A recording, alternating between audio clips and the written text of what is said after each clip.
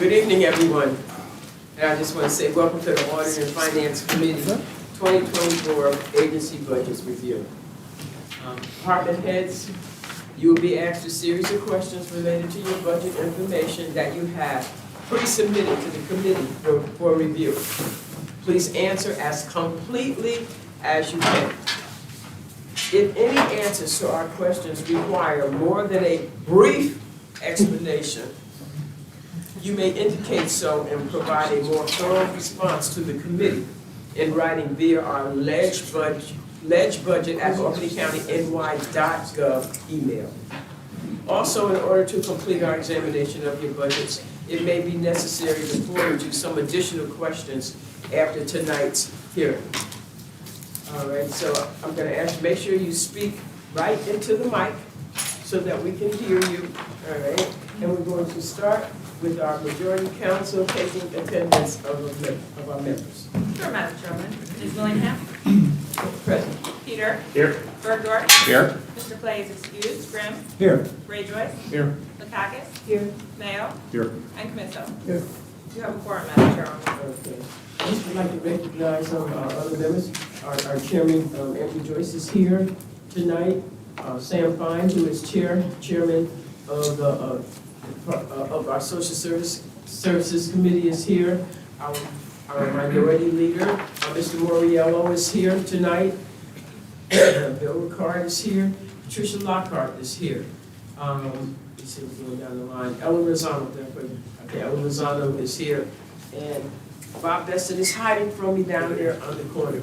Nat Miller is also here. Did I call everyone's name? I don't want to miss anyone. Thank you very much. All right, we're going to get started right now. It is now 5:35, and we're going to start with the Social Services and Commissioner Michelle McClade.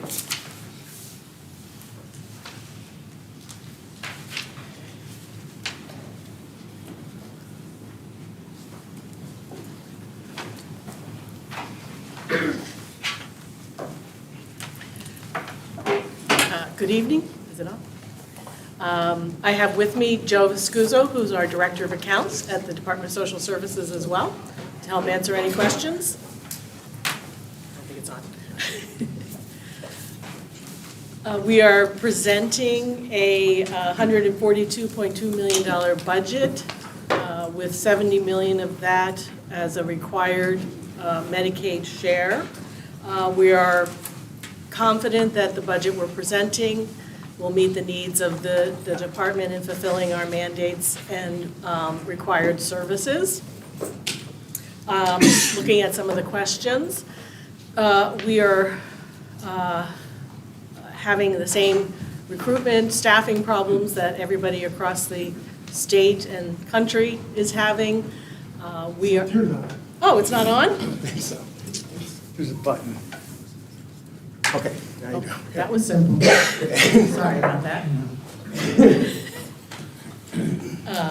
So we're looking to, every day we're advertising, recruiting, interviewing, offering positions to folks. We're using Indeed. We are happy that the county had requested and got approval for a couple of our positions through the HELP program, the New York State program, which eliminates the need for taking a civil service test. That's for our eligibility examiner position and our caseworker positions, a couple very, very important entry-level positions. And we've been able to use that program to quickly onboard people. We also have created some additional positions, promotional opportunities within our budget to help us provide managerial support and again, promotional opportunities and opportunities for people to gain a little bit more salary. And we've changed some positions to better reflect kind of what they do. One example of that is we have had clerks working in our reception division. So we're changing those to eligibility clerks, which does represent a little bit more of the kind of work they're actually doing. They're not, it's not just a clerk work, it's a little bit elevated. So we hope that will help in retention in that area. That's one of our most difficult places to keep people, because it's some of the most difficult jobs in the agency is serving hundreds of people every day through the reception division. We're adding a couple caseworker positions to help us manage the serious social problems that are walking in our doors every day. And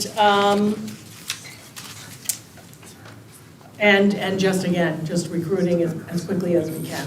Still losing people to New York State though.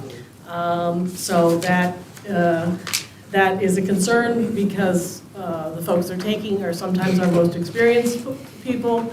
So we have a lot of newer people that are going to take a while to train and get up to speed on everything that they need to do for their positions. There was a question on the rent supplement program, and that's a 100% New York State funded program, and that is annually allocated. So we won't know if we have that program going forward after April 1st, March 31st, until the New York State budget determines what that program is going to be. Right now, we have 52 enrollees, households receiving that benefit, and those were people from our shelters, primarily our family shelter, and our other single shelters as well. Or we're now using it for folks that come in for an eviction, who have an eviction in hand. We're assessing them as to whether the RSP program might be appropriate for them to keep them in their home, because we want to prevent the homelessness from happening in the first place, and paying some rent arrears with that as well. There were a couple questions on increased in funding levels for fee-for-service. And that is related to, only related to the New York State Code Blue funding. That's 100% New York State funding. And we just moved that from the safety net line to an administrative line, because that reflects more appropriately what we're funding under those services. Those are contractual services, so not direct cash or assistance to clients. So we moved it from the safety net line. And the food insecurity program is a new initiative being developed with the Regional Food Bank, Food Pantries, the Capital Region, and United Way to deliver food to the food insecure in our area as a supplement to, of course, our SNAP program.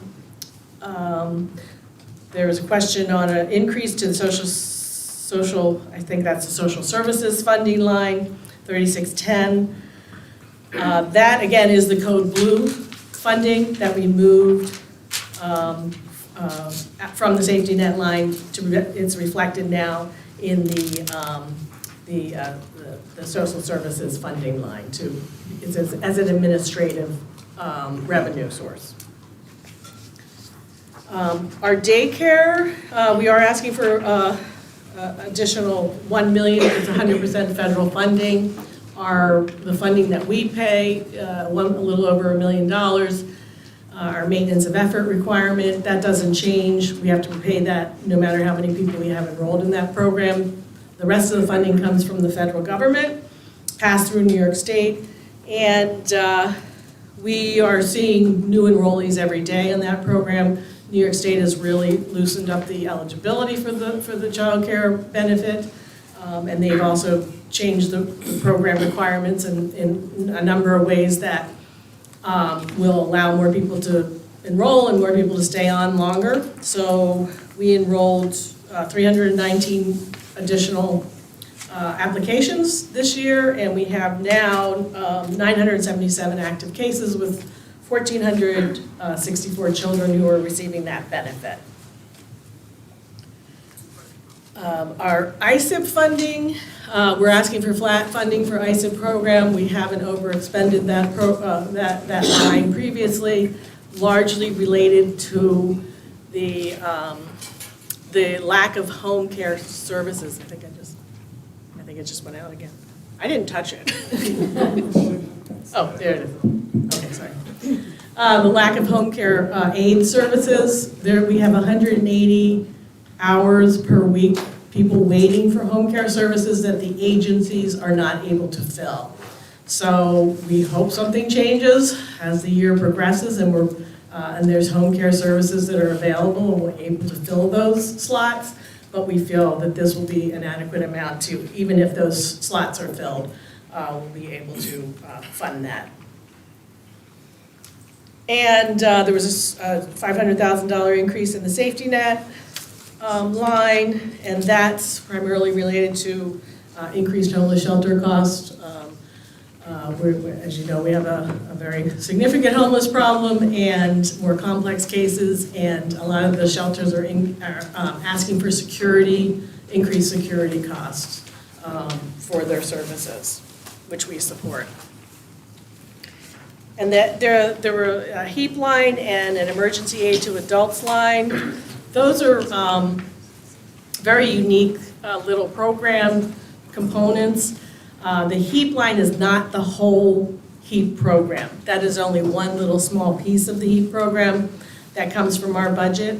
That piece is only for people who are in rental places, apartments, where heat is included. They get a small supplement sent to them automatically, and that's what that line is. The bulk of the HEAP funding, where we pay for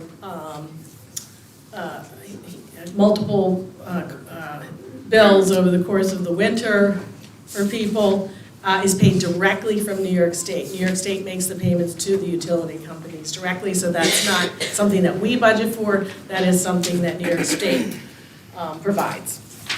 Same with the emergency aid to adults is a very kind of a small piece of the emergency assistance that we provide, and that is there for the folks who are on SSI only. We pay for their emergency services out of that particular line. Other folks that come in for assistance might be paid out of the safety net line or the family assistance line.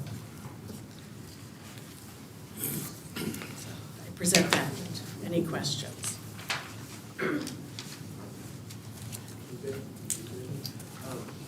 Do I have any questions from any members of the committee?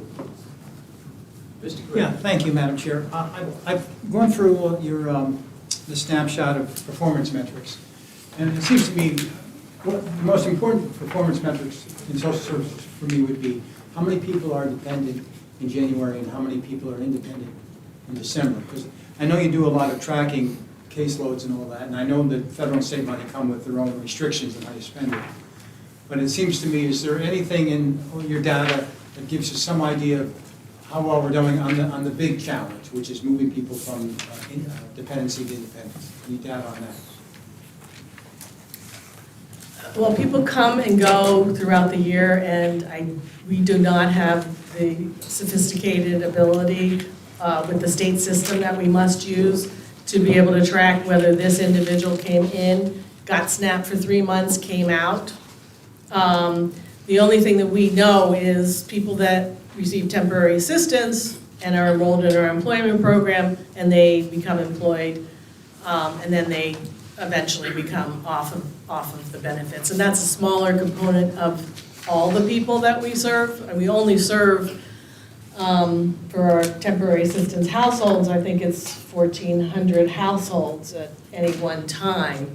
So really, those folks are a smaller number.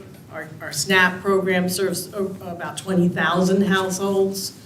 We serve 19,000 households through our child support program. So, and daycare, as you can see, is a smaller component. People can be working and receive many of these benefits. Yeah, I just think that's a really important stat, because you're telling me how many people you're serving, but that ultimately isn't the real mission to move people from dependent status to independent status. And it seems to me, if there's anything I would track, it would be that. Okay. All right. We do have our chairman of the Social Services Committee here. I would like to know if he has a question. Mr. Fine?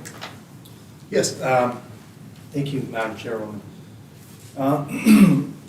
Commissioner, yeah, I want to follow up on the issues of staffing and vacancies. I know that there was a recent union contract signed, and some salary increases. Do you see this to Has this helped with staffing? Do you see this helping in the future? And do you have any other strategies to address these staffing issues?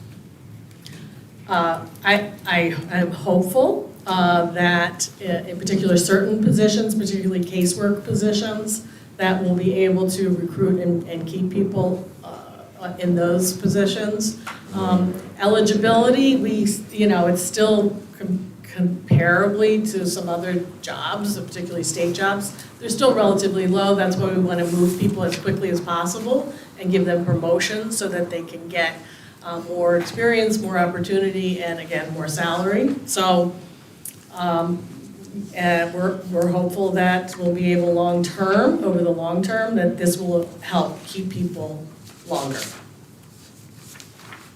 Okay, thank you. I mean, would you say the salaries are, would that be the major issue here when it comes to retention?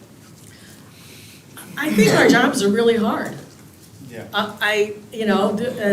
Young people coming in don't necessarily all want to do the work that we're doing. I mean, they have choices nowadays, and they might be exploring careers, so they may stay with us for a little while and decide, I just can't handle the serious problems that people are coming in the door with. I'm not equipped for that. And then other people really love it. So you really kind of figure that out once you get people in the door. So the jobs they may be leaving for at the state level, is it that they're like less hands-on, they might be a little bit easier or less stressful because they're not dealing with individuals? I think they're less stressful, yes. Is that, I mean, it's a different kind of job though, is that part of it? Yeah, it's an Not auditing just- job, it's a paperwork job, it's a desk job. We deal directly with clients every single day for most of the positions in the service end of what we do is, people in desperate need are coming into our doors, and that's hard to see every day sometimes for people if you're not prepared for that necessarily. We're providing trainings to folks on trauma-informed care and helping people understand poverty and how to work with people in poverty. And trying to provide some, to lighten up the mood. We're trying to do team building and morale building and that kind of thing, so that people know that this is only one piece, and what they're doing is very important. So we're getting food on the table to people. We're keeping people in their homes. We're keeping people off the street. I mean, so really stressing the value of what we do. Thank you. Well, I appreciate, I think we all do, that you're concerned with this and working, to recognize this major issue and working to address it. I mean, I think this is something that I know has been an ongoing issue and isn't just an issue in Albany County, of course. And it's impacting, I know it impacts the employees who are there. When there's less of them, I'm sure the stress gets even more on them. And of course, the people who rely on the services. But I just want to say, we want to work with you to try to address this. If we could figure out a way to create some, have incentives that will keep people there. Perhaps we could do a study to figure out ways to incentivize retaining employees in social services. I know it's difficult, but I think we need to have a comprehensive solution. If you have ideas, I'm open. We'll talk more Yeah. offline. I know we have a lot on the agenda Yes, tonight, so. Mr. Bergdorf? Thank you, Madam Chair. I'd like to pick up a little bit. I kind of had some questions along the lines that Sam had. I saw that you're developing a workforce development plan for recruitment. We have one, yes, You it's have been one. over a couple of years. Did I see that right, that you were adding 15 positions to that, or is that just reclassifying them? Yeah, a lot of it is reclassifying and changing titles and that kind of thing, offering. Because yeah. it's somewhat unclear when you read all the sections together, some are listed under new Oh, yeah. titles, and, That's where, for instance, the eligibility clerk, we transitioned Yeah. a clerk to an eligibility clerk to make it, again, a higher paying position and also to reflect what they're doing. So we've used other positions and transitioned them to these titles. what's your net full-time equivalent gain in this budget? My what? Full-time equivalent, FTE? It didn't change very much. Okay, so there haven't really been a lot of new bodies, you're not asking for the reauthorization? No, the number we have, if we could fill the number we have, we Well, would be that was the pretty good sense shape. I Yeah. was getting. And so, you say the contract has been? 311 is what we have now. 300? 311. It went from 308 to 311. Okay.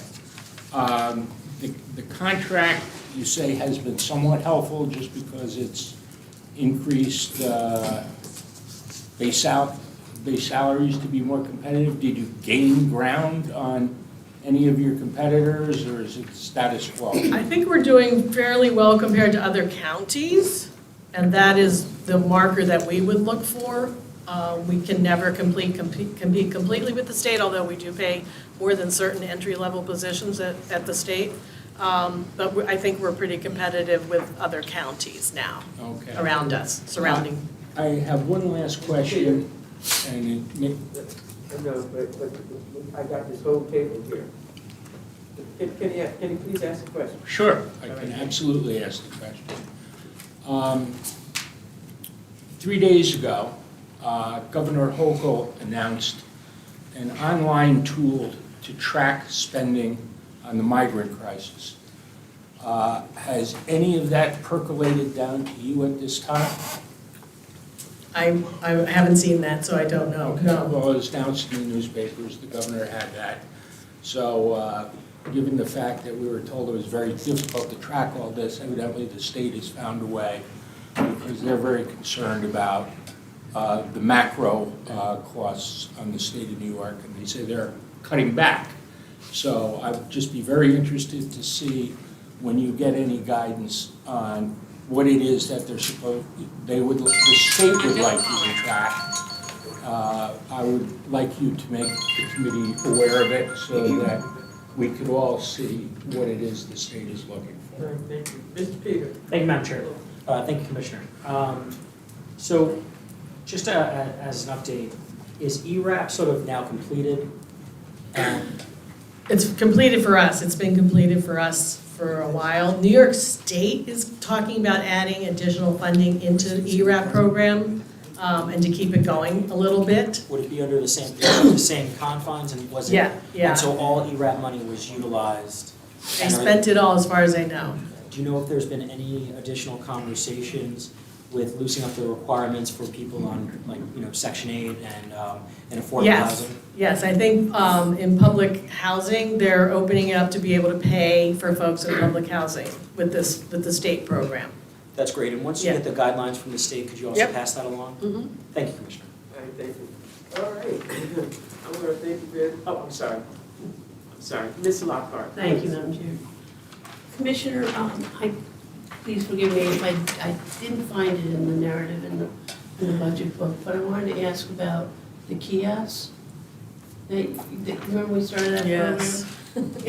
I was curious how it's going, and I didn't see it, so do we No, play with it? or- we are working still with our IT Division of Informational Services and New York State's division, and the systems aren't talking well to each other. So and there's other programs around the state that had kiosks, and they're having extreme difficulty with New York State upgrades and talking to their kiosks.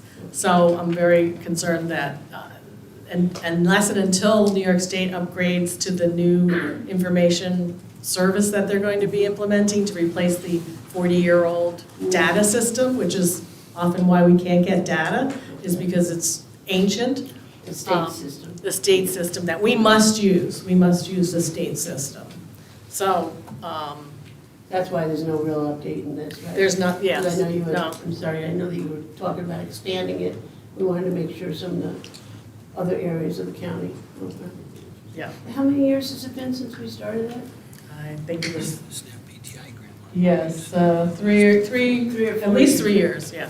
Thank you, Madam Chair. Thank you very much, all right. I want to thank you very much, Mr. Clay, for your presentation. It was very enlightening.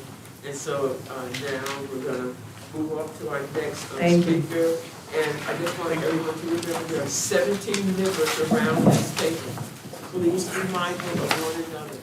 I'm going to just take a minute or two because we have to change the batteries in the mic. Because it's popped. And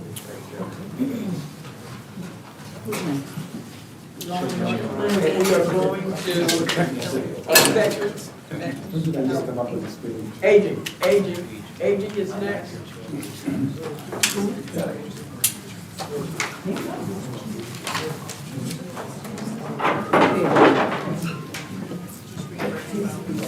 Brand new. Just out of the box. Turn it on. They have to do that. Hey, hi. Thank you. What? Can you hear me? Can you hear me? What? Okay. You must have heard that I don't see well at night to drive home. Thank you for moving me up. Good evening. And thank you for, I stick to the script, by the way. Thank you for giving me the opportunity to present the budget for the Office for Aging. Thank you to the county exec, Dan McCoy, management and budget, and all the staff at 112 who we rely on, certainly the legislature, and Eric Ford, who's burning the midnight oil to make sure we get everything that we needed for today. Well, today is the Day of the Dead. I'm not sure what that portends for you or my budget. I certainly hope my budget's not going to be 6 feet under. That being said, you know that I say this every year. I always quote Martin Luther King, that a budget is a moral document.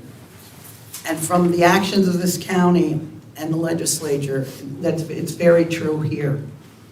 It is clear that the aging budget supports the Albany County legislative agenda and the Older Americans Act by meeting the needs of our older county adults. We do it through meals, in fact, almost 100,000 congregate meals and almost 155,000 home-delivered meals. We do it through social adult daycare, in-home support, also known as ISEP, insurance that includes Medicare, legal assistance, outreach to our LGBT seniors through the Sage Table events that's taken on a whole new meaning. We just keep adding people on and on. Our caregiver support, case management, as well as transportation of almost 30,000 rides were given this year. Aging office continues to grow. We continue to evolve to meet this growth. The amount of calls we receive from older adults with specific needs since COVID has increased. Due to the many outreach programs and special events sponsored by Aging, seniors know us and reach out directly. We will transition in a geriatric caseworker to be able to follow up with the clients and stay with them on their journey. These experts specialize in the care of older adults, dedicating their careers to ensuring the health and well-being of our elder community members. Also, due to our expansion, we have discovered the need for an experienced and skilled director of programs and operations to ensure quality of our programs and accuracy of reporting to New York State Office for Aging. A second aging specialist was identified prior to my arrival 5 years ago by former Commissioner Lisa Ferretti. The amount of reporting and monitoring that is required has become voluminous and an impossible task for one aging specialist too.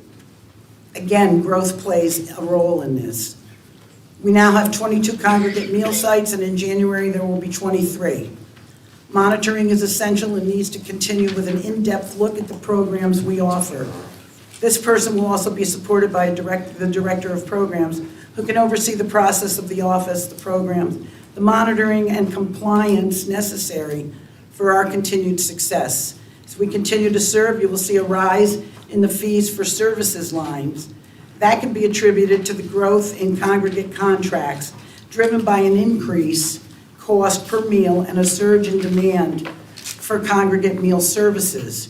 You will see a similar trend in home-delivered meals relative to price per unit. Food costs are soaring. Our providers are doing their best to provide a quality experience that is also nutritional. Within our budget allocation, there is a dedicated line for social transportation trips. Each legislator is entitled to reimbursement for up to $300 in trip expenses annually. When a legislator submits a request, our department processes the request and covers the cost of the services provided. Our ISEP program is the best, and I can tell you that from meetings that I go to, that all the other counties always comment about how well and how much we do here in Albany County. That's not thanks to me, that's thanks to all of you, and it happened long before I got here. You will note that funding looks flat. We have more than 350 unfilled hours that we know about for seniors. This is due to lack of home care workers. We're at a crisis level. A robust workforce prior to COVID is now eroded. We work closely with DSS to get the help to seniors in need of ISEP. We have several new initiatives for next year. We are working on a ramp and roll program. This is a collaborative project with community partners for those in need of ramps. Referrals will, of course, be made through New York Connect's office. Also, through the great efforts of our advisory council leader, Mike Burgess, we've initiated talks with Albany Medical Center to implement a geriatric ER. The ER waits in New York are long. In the Capital District, they are the longest in the state. We hope to be able to mitigate that. A geriatric trauma team is already in place and has been at Albany Med. For that, we are really grateful. We are hopeful this summer, or even in the spring, that we will be able to offer garden therapy for our senior friends. I don't garden, I kill plants. That's true. You can ask anyone who's ever given me one. But horticultural therapy and exposure to gardens has been shown to have positive benefits for the elderly. Indoor gardening has been reported to be effective for improving sleep, agitation, and cognition in dementia patients. As a cognitive therapy, gardening helps clients learn new skills and regain lost skills. It is a restorative technique to improve memory, attention, sense of responsibility, and social interaction with few to no adverse side effects. It's been found to reduce stress. I continue to work with HR and civil service to find somebody with a big resume that we can be able to employ. I thank you for your time, and I hope you don't let my budget rest in peace today.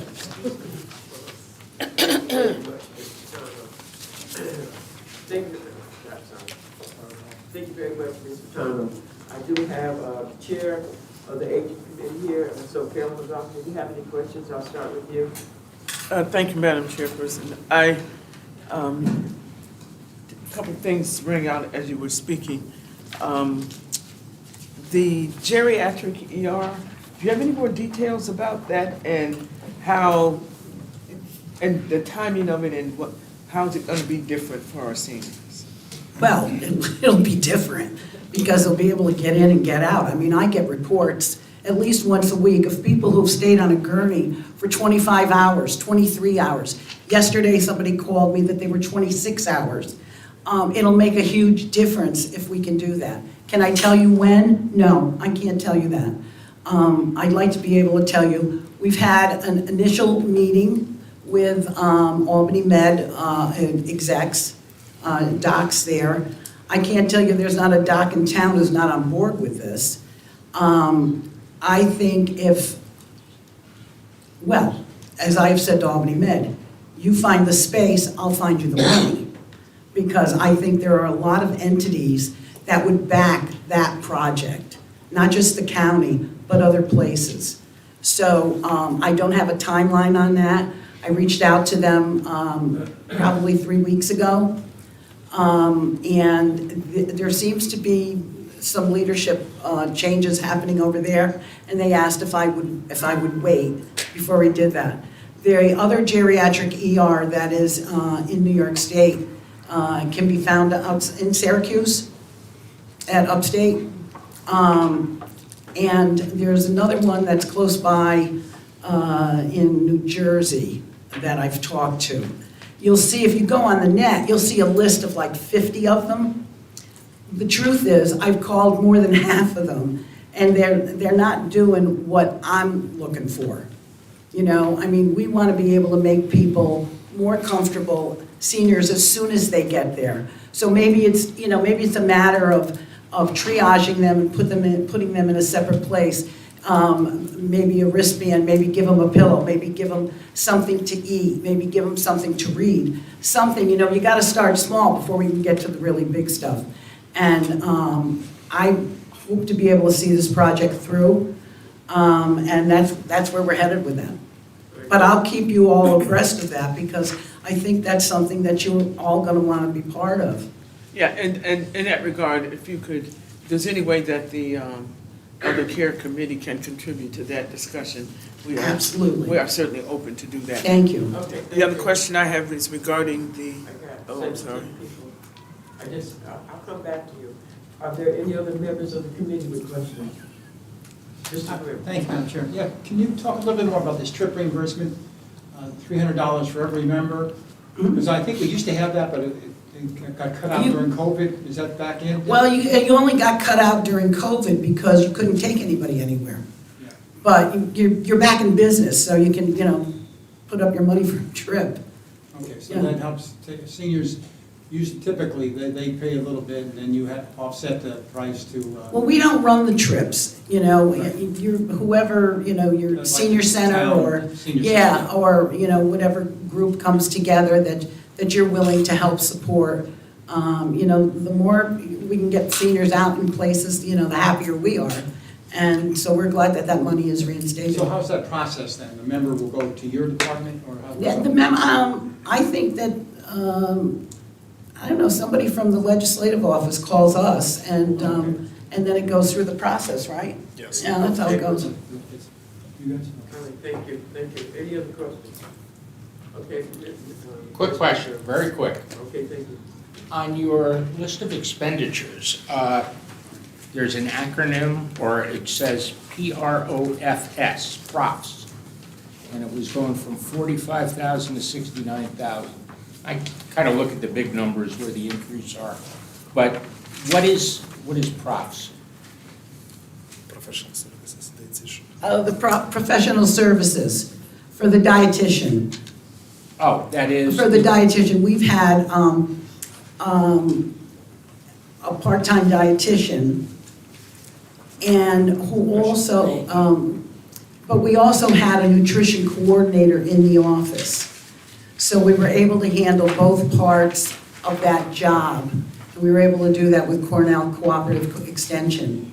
I think we've now worked out something else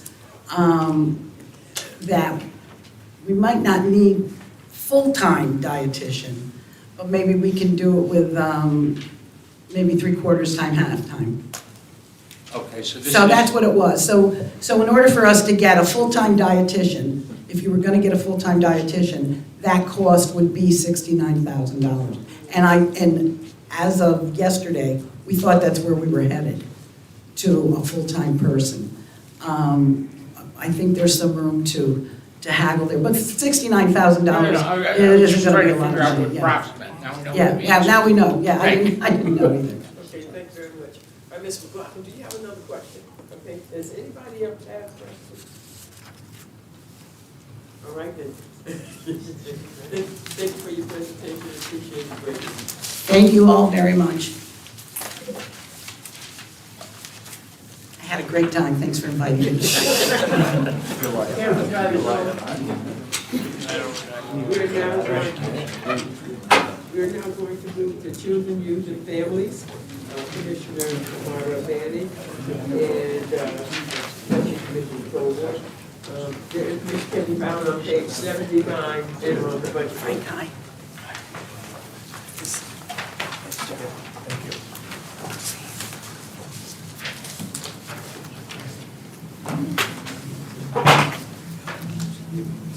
Good evening, Madam Chair. Hello? Yes. Okay, good.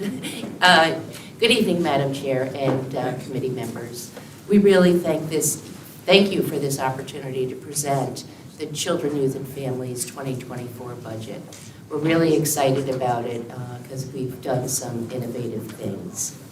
I also wish to thank the County Exec's Office and Management and Budget for their support in developing this what I believe is a strong budget proposal. This evening, I have Nicole Ward, the Deputy Commissioner of the department, and I also have Rachel Sherman, who's the Assistant Director of Accounts.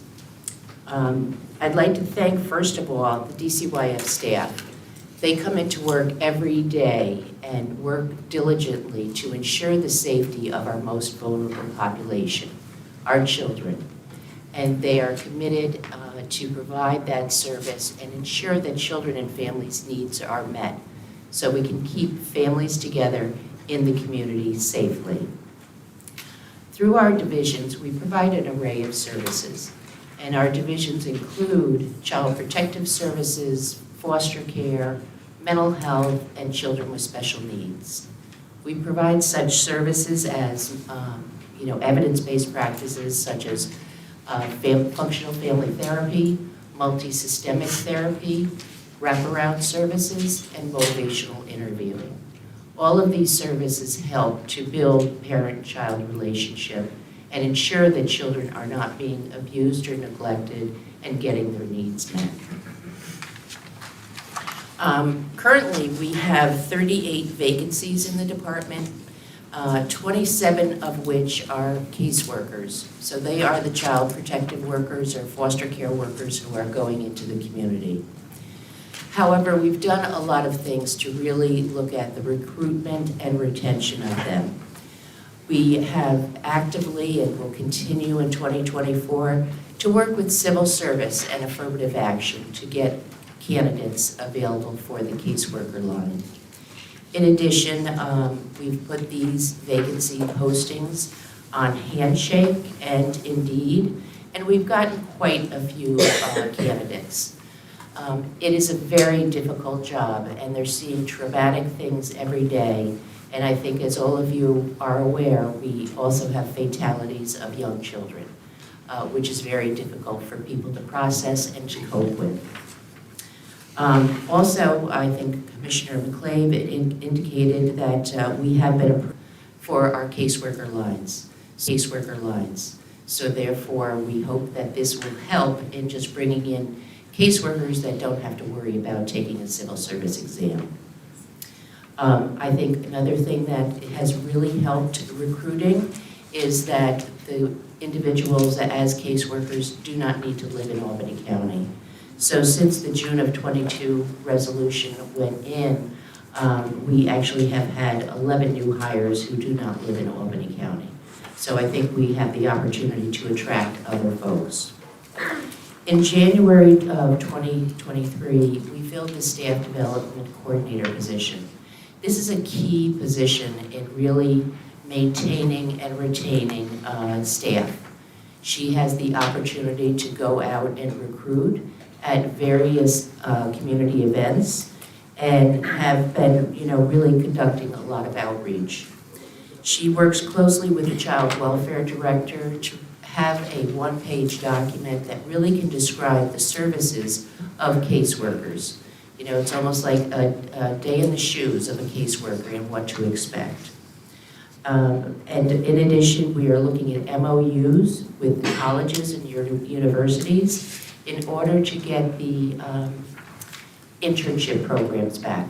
We had them years ago, but again, with COVID, things have slowed down and we haven't had that opportunity.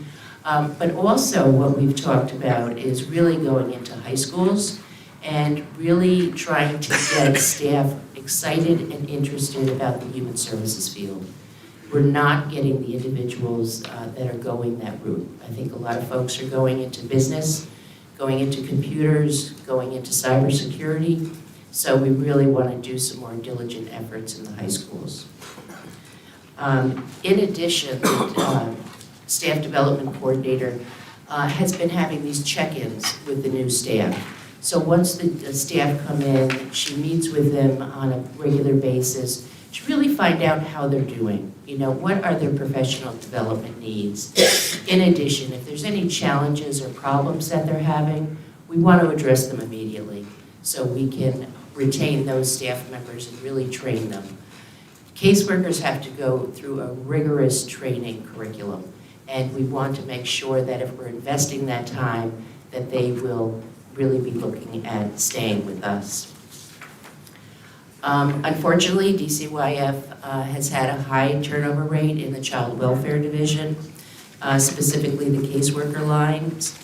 And one thing when, we conduct exit interviews for all employees that leave the department.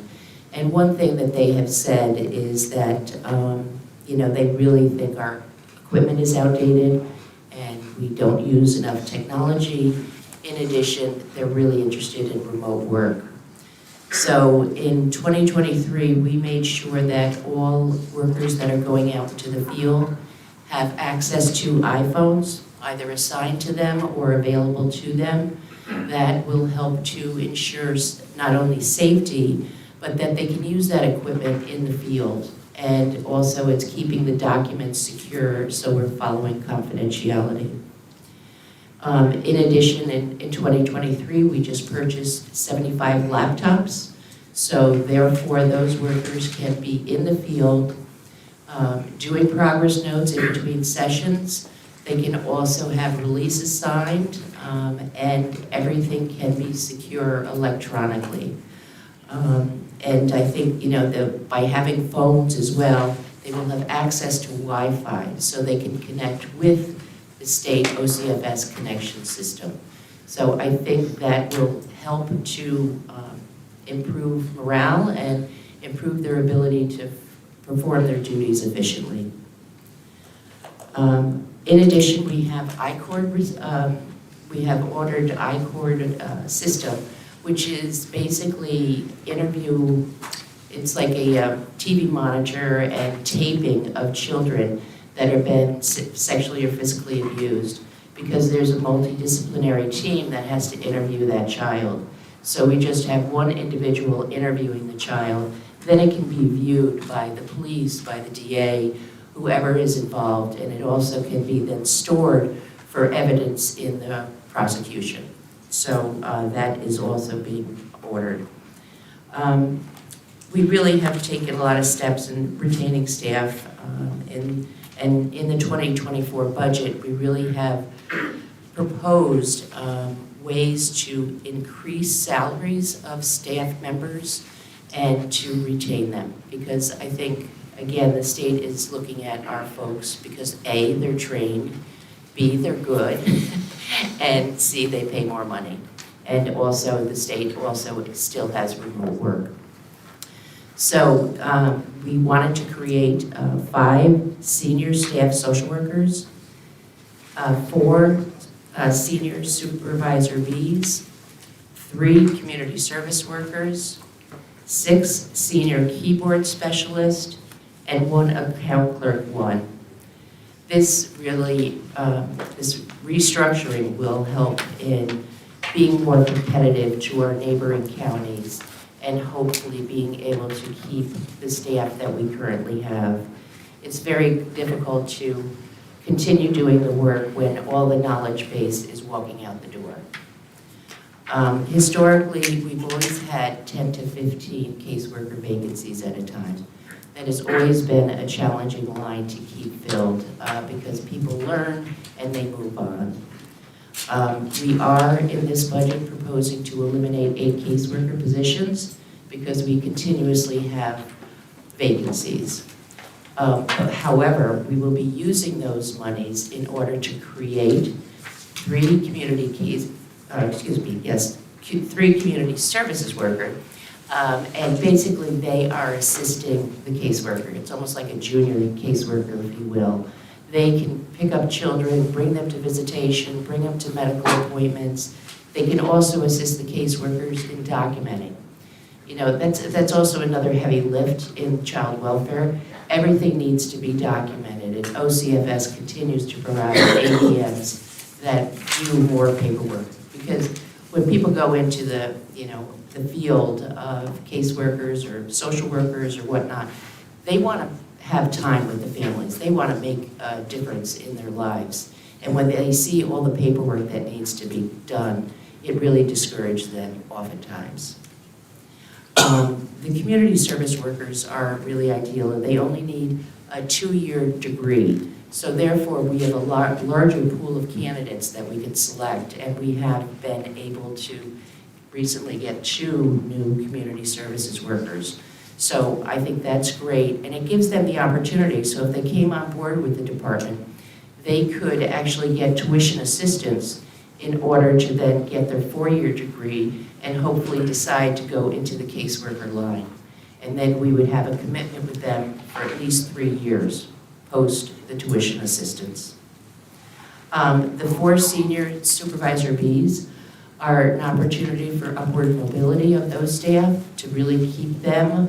All the supervisor Bs, I want to say, have at least 15 to 20 years experience.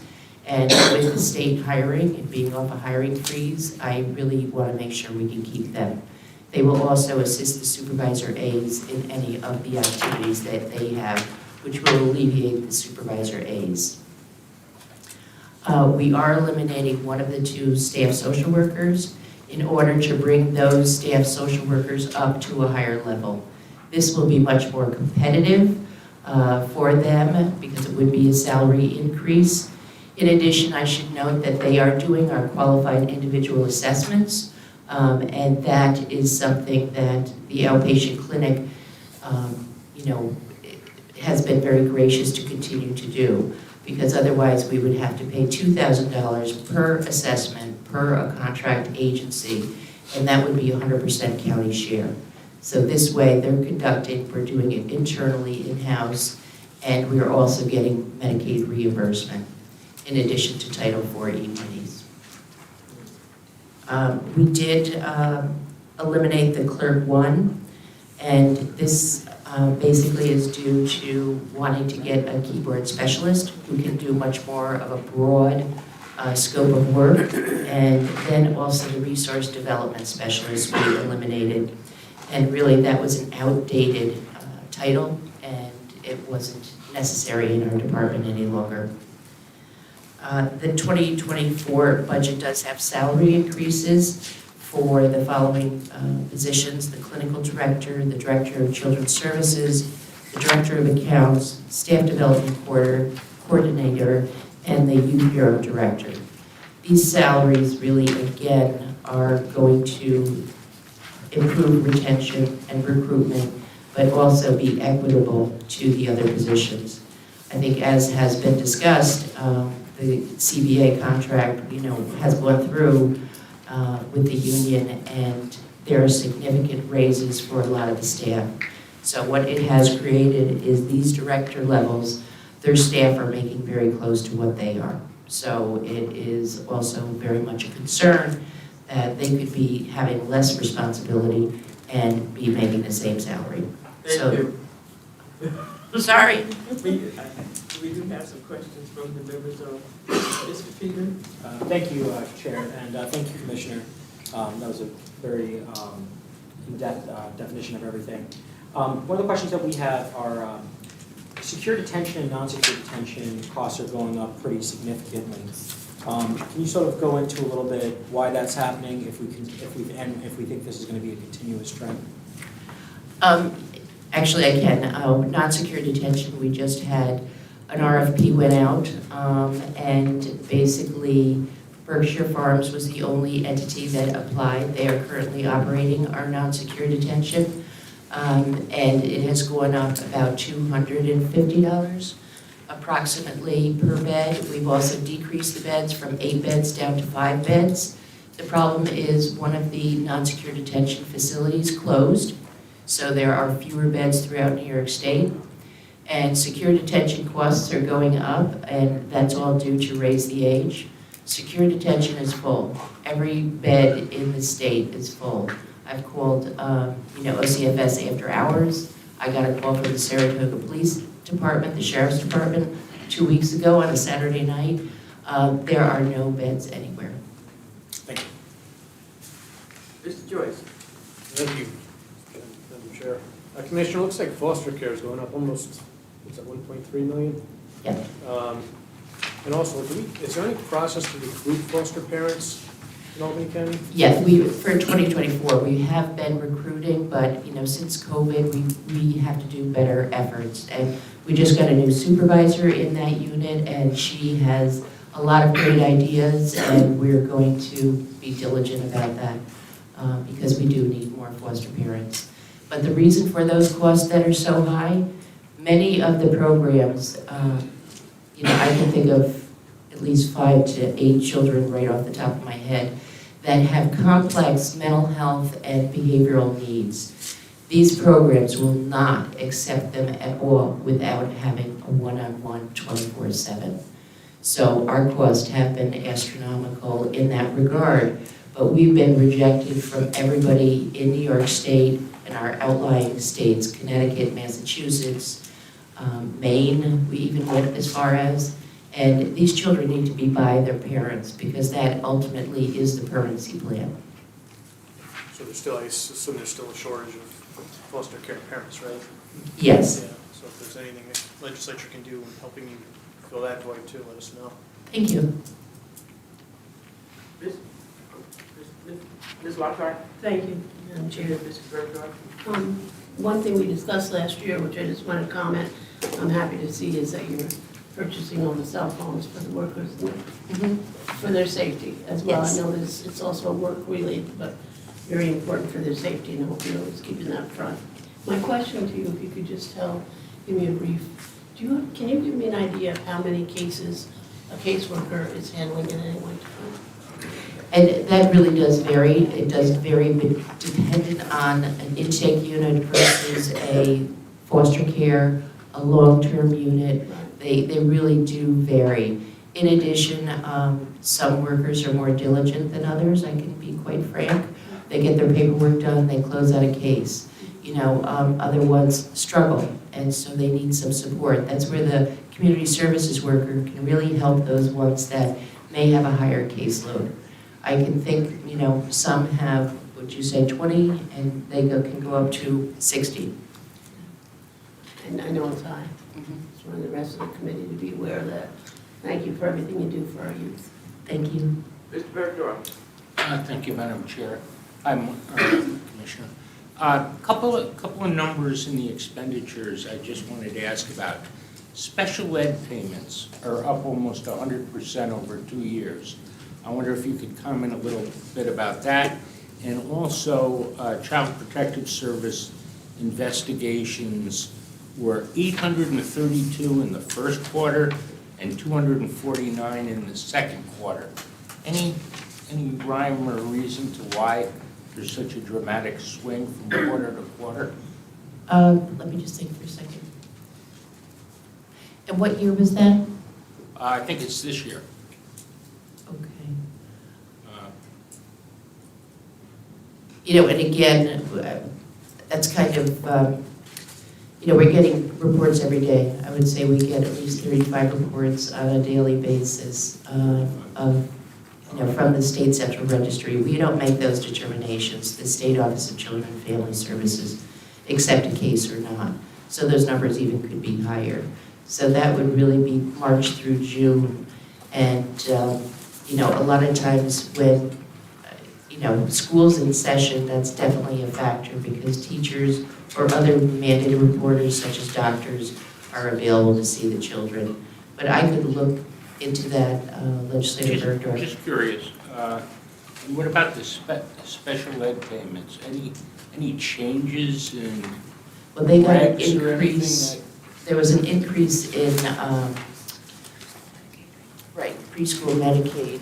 It was like the services that were provided, basically the OT, PT, speech, they all got additional monies from the state. So that's why our, comes back down to the county. It flows down and Correct. shows as an expenditure for you. Correct. Are those carry-through charges from the state? Know that? The state covers 59.5% of that. And then there's some Medicaid reimbursement with that as well. All right, thank you very much. Thank you. Are there any more questions? Madam Chair? Mr. Grimm? Thank you. You said something interesting. You said everyone wants to work from home. But in your business, is that realistic, given the traumatic nature of it? Or are there positions that might work? Well, you know, even with Child Protective, it could work that they could, and it wouldn't be every day. It would be maybe a couple days a week and then maybe 3 days the following week. Because they do a lot of community visits. They could take their own vehicle, get mileage reimbursement, and you know, to see their families and do the work. Because if they also have a laptop, they have their cell phone, they're going to be in contact with their supervisor. You know, it does need to be something that's really tightened up to ensure that work is getting done and their supervisor knows where they are. Right, so they'd be in the field, they wouldn't be at home, they'd be in the field. Correct. Working in connection. Yeah. Correct. Okay, thank you. All right, thank you very much. If there are no other questions, I'm going to, we've been at this 25 minutes now, I know you must be tired. So, Thank you. thank you so much for your presentation. You've been very thorough in the information that you have given us, and we really appreciate it very much. Thank you. Thank you very much. We're now going to move on to health, which will be Ms. Meredith Miller, the Deputy Commissioner of Public Health. And Ransom Moore, Assistant Commissioner of Finance and Administration. Our member who is chairman over the health is Mr. Ray Joyce. Well, good evening, everybody. And this can be found on page 121, beginning at page 121. Thank you. Hello, everyone. I'd like to thank you for the opportunity to present our budget this evening. I have been the Deputy Health Commissioner for some time, and as of last week, I became the interim commissioner with Dr. Whalen leaving us. Certainly, I'll do my best to steer the ship as we look to hire a new commissioner, and those will certainly be some big shoes to fill. As was mentioned, our Assistant Commissioner for Finance, Ransom Moore, is here today also to answer some questions, and so I will begin. I believe this budget that this proposed budget that we're presenting is a good budget that will allow us to continue important core public health services for our community that expects the services and certainly deserves the services.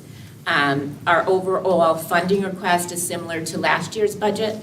However, I will say that this year we're actually we've decreased the county share, which is a good thing. We continue to seek grant funding to offset our expenses and be good stewards of our county dollars. I won't spend too much time on all of the many programs and services. I'm sure you're very aware of many of the services that we provide, and annually we put out an annual report that gives a synopsis of all of our programs and the many things we do each year.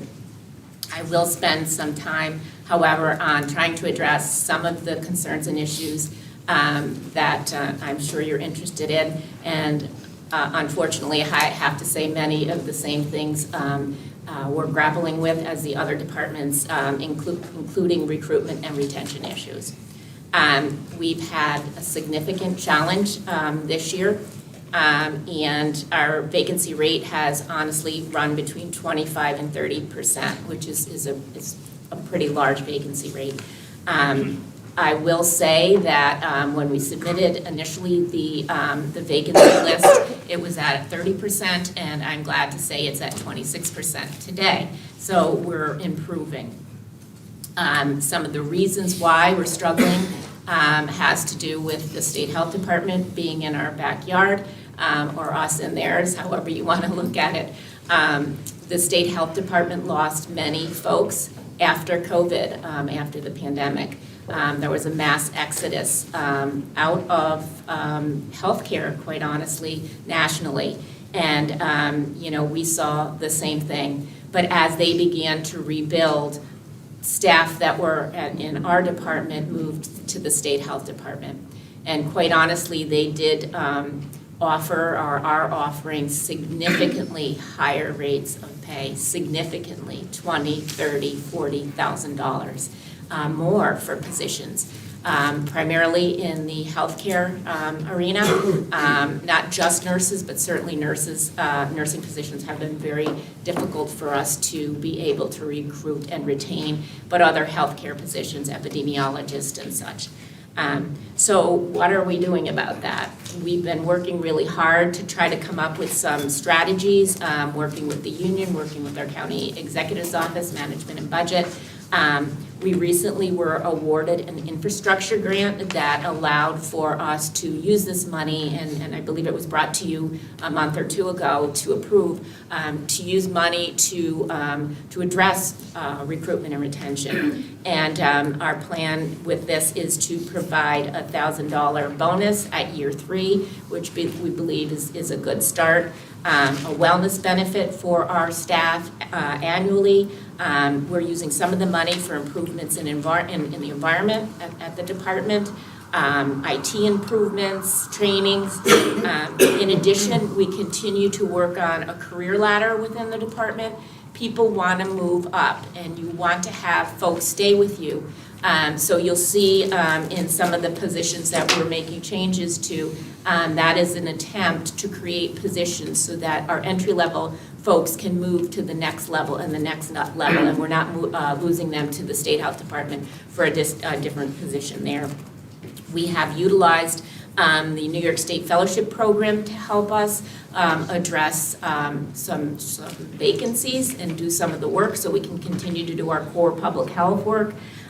We have used per diem staff. That's been very helpful to us. There's folks who retired and came back, and with the state of the emergency, I believe the governor allowed for folks to make more than the $35,000 a year after they retired, and we've actually had some high-level staff that have joined us that really have made a difference in engineering positions and other things like that. We have engaged with HR in improvement in our advertising. We highlight our benefits, college tuition coverage, loan repayment programs. We've used our MRC, Medical Reserve Corps, to help us. So we've done a lot of things that we've been, trying to, that we've done to try to address the significant vacancy issues so that we can continue to provide the core services that are really important. We're having continued meetings with the union, as I mentioned, and the county executive's office, and we will be coming to you in the next 2 weeks with a proposal that we think will also chip away at helping with salaries. As I mentioned, the elimination of certain positions that we mentioned on our budget, 2 registered nurses, 2 public health sanitarians, and a clerk and medical clerk typist. The 2 public health sanitarians are entry-level sanitarian positions. I'm sorry. That we're changing to a sanitarian 3 and 4, and that has to do with that career ladder that we spoke of. The registered nurses, we just are struggling to find those folks. So we made the decision to change those positions into disease intervention specialists. And what we're doing is providing additional training to those folks that meet the qualifications for disease intervention specialists, and teasing out the nursing portions of those roles, and having our nurses that are on staff available to take on those particular aspects of the position that were previously done by RNs. The new positions include the 2 DIS as mentioned and the 2 sanitarians. And then in addition, there's 2 extra positions, a physician specialist part-time and a public health nurse. The physician specialist part-time would provide us with physician resources to cover some of the medical aspects of the work that we do at the health department.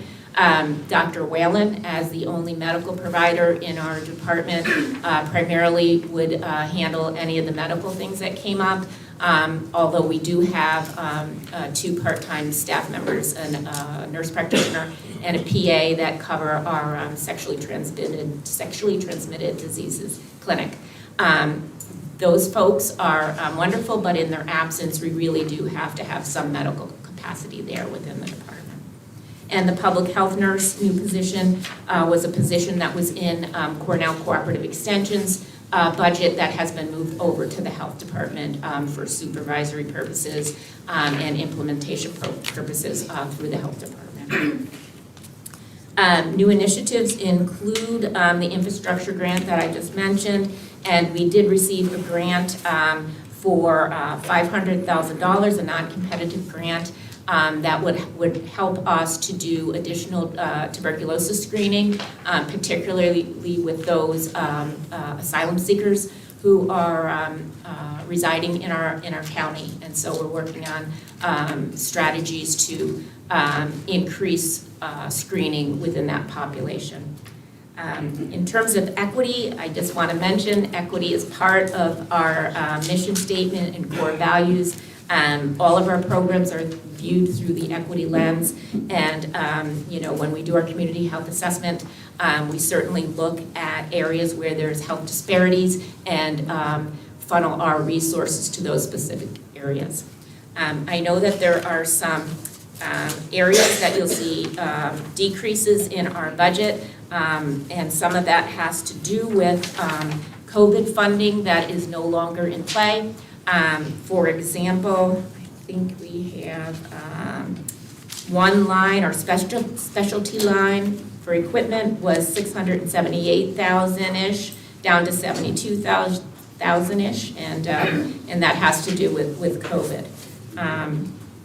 I think there's another area that there was a significant decrease, fees for services, and I'll ask Ransom to comment on that. It went from $3 million to $1.28.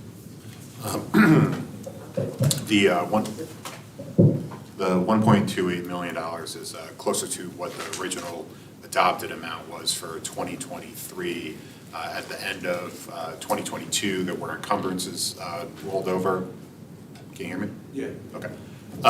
There were encumbrance rollovers, which is an accounting and budgeting tool to use for funds that were specifically identified for grants. In particular, this year, it was COVID grants that were rolled over from 2022 to 2023, which led to the inflated budget amount of $3 million, as opposed to what was originally presented that June. Okay, thank you very much. What I would like is, you mentioned the asylum seekers. I think we're going to ask for a comprehensive report on what we are doing as far as the asylum seekers are concerned, because I know right now it would take up some time for you to begin to even start, talking about what we do. So if you could provide that, that would be great. Absolutely. And in that way, everyone would have that information. I'm going to call on Ray Joyce now. Sure, thank you, Madam Chair. I actually have no questions. We work the health committee, I can't speak highly enough of Commissioner Whalen. You've been right by her side the whole time, so thank you for all your service. And you addressed my questions. I did have a curiosity about that specialty equipment, but you addressed that. I do see medical equipment's up a little bit, almost double. Is that something specific for some initiative for next year? And you can get back to us if you don't know off the top of your head. Is it the, Under equipment, under equipment. page 124.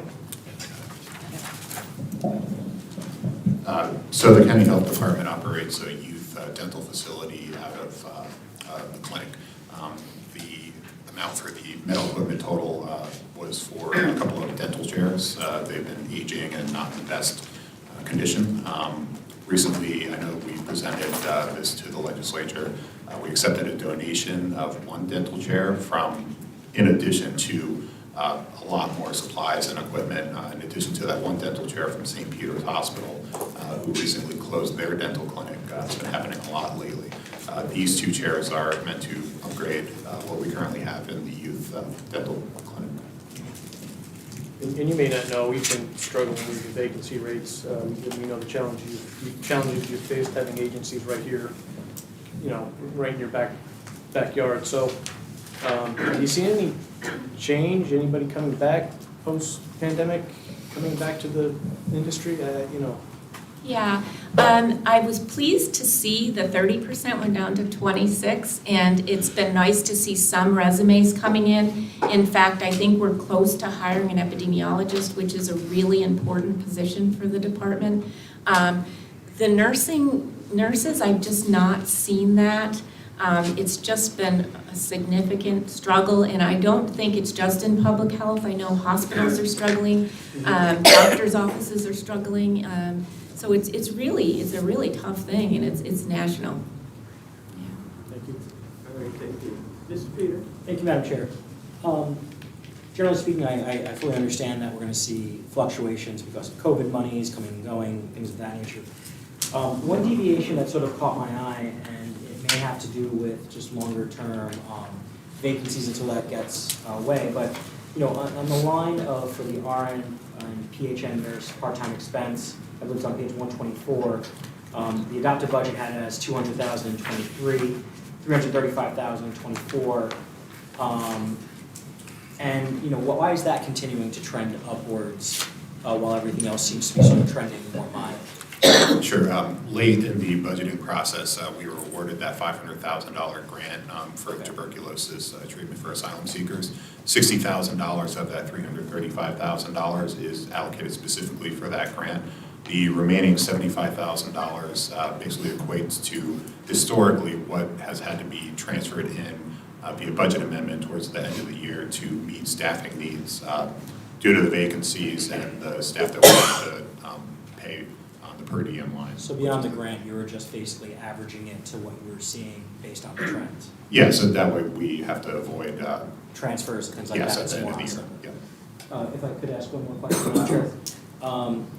I know you talked about going after more grants and things of that nature. I think we see that public health revenues were up $1.5 million. I know you talked about the tuberculosis money.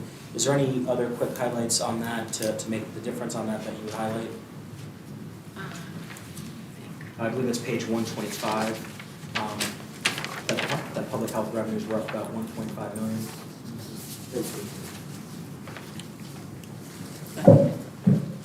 The public health revenue line is, it's not misleading, but it basically is the New York State Article 6A line. So if what you're talking about is the $3,582,000 and change that's in the 2024 proposed budget, that's New York State Article 6A money. So that's basically $750,000 grant, base grant, and after that 36% reimbursement for expenses that are state aid eligible. This year it went up because a new thing that they started reimbursing for was fringe benefits. So they had reimbursed 36% rate for staff who worked on qualified programs and projects. This year they're reimbursing 36% of a 50% fringe rate, up to a 50% fringe rate. So that accounts for the difference. And it also is higher because it factors in a fully staffed budget. And we're hoping that this will help recruit folks like Plus that. an additional, was it additional $100,000? Yes, so the original base, the county budget, the base increase doesn't necessarily impact Albany County as much because we are always exceeded the base increase, but it went from $650,000 to $750,000. Thank you. Thanks, Madam Chair. Thank you. Mr. Bergdorf? Thank you, Madam Chair. Basically, I have three questions, and they all have to do with the fees for services, and maybe you can help me understand it a little better. I know you mentioned that there's an increase in TV fees for services. It's going from $25,000 to $50,000. Is that for one doctor, or is that the services of the doctor? It's Dr. Gulot TV services, and it went up from $25,000 to $50,000. Is that what you were referring to in terms of increased TB screening?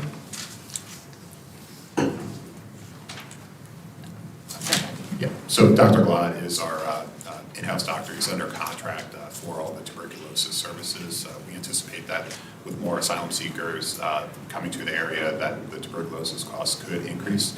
Additionally, Dr. Gilad is, I don't want to speak for him, but he's a little bit retired. He's reaching a retirement age, so we may need to have another doctor to help cover for that. Okay.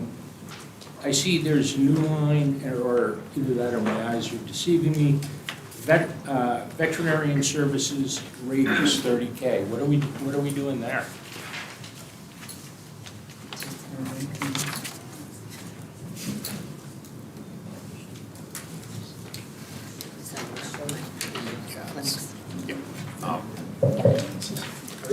So for the rabies reimbursement, if an animal bites a person, or animal control has to trap them, environmental services goes out, and depending on the situation, they could treat the person for exposure to rabies, or they put the animal under a quarantine to observe the animal for however many hours, and in worst case scenarios, they can decapitate the animal to test it for rabies if need be.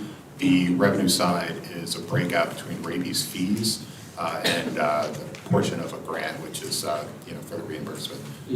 Is that as a result of Mohawk Hudson Humane Society backing out of certain services to local governments? No, we actually work with Mohawk Hudson Humane Society. They have not backed out with the Albany County Health Department yet. I didn't see them in the 24 fees for services, but they were in the 23. Page 126, correct? Excuse me? I think they're on page 126, aren't they? I'm looking at their summary here. That's what I could be wrong. And the last thing was I see that we have two lines for medical director for STD contact is new 75,000, or I'm not sure. That went up from a number, and then there's an STD partnership with St. Peter's. How do those two integrate? Seems to be not a bunch of new money and program in that direction. Yeah. So the first part, the STD doctor, is that, could you just point me in the right direction for that? So is that under fees for services you're talking about? Yeah. Yes.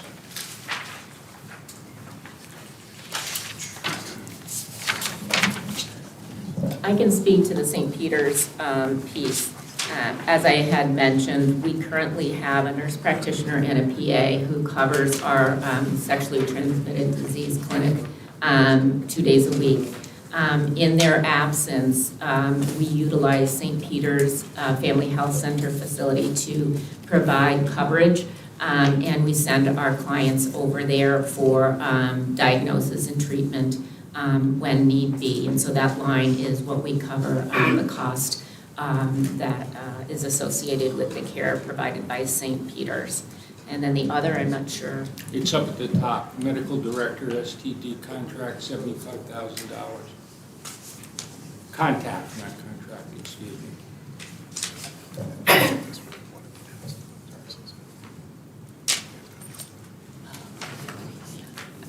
I think we might have to. Can I just say this? Yeah, this is. Can I just say one thing, please? To answer the question with a short answer, it is okay. And you can send it in an email. Yeah. We have 2 more. Yep. Things to go through. If we can get back to I you want on to that. remind. Yeah, I just noticed that there was more money going in that direction. Yeah, I want it's- to remind our members, we get Yeah, 3 minutes just, each. just a bit about it, and to be brief, it's also, potentially for the need to have a medical doctor on staff. We had mentioned that Dr. Winnow does cover standing orders and other things that escalate to the need of a physician or medical doctor. This is kind of a cushion back up to that. Yes, Ms. Lakakis?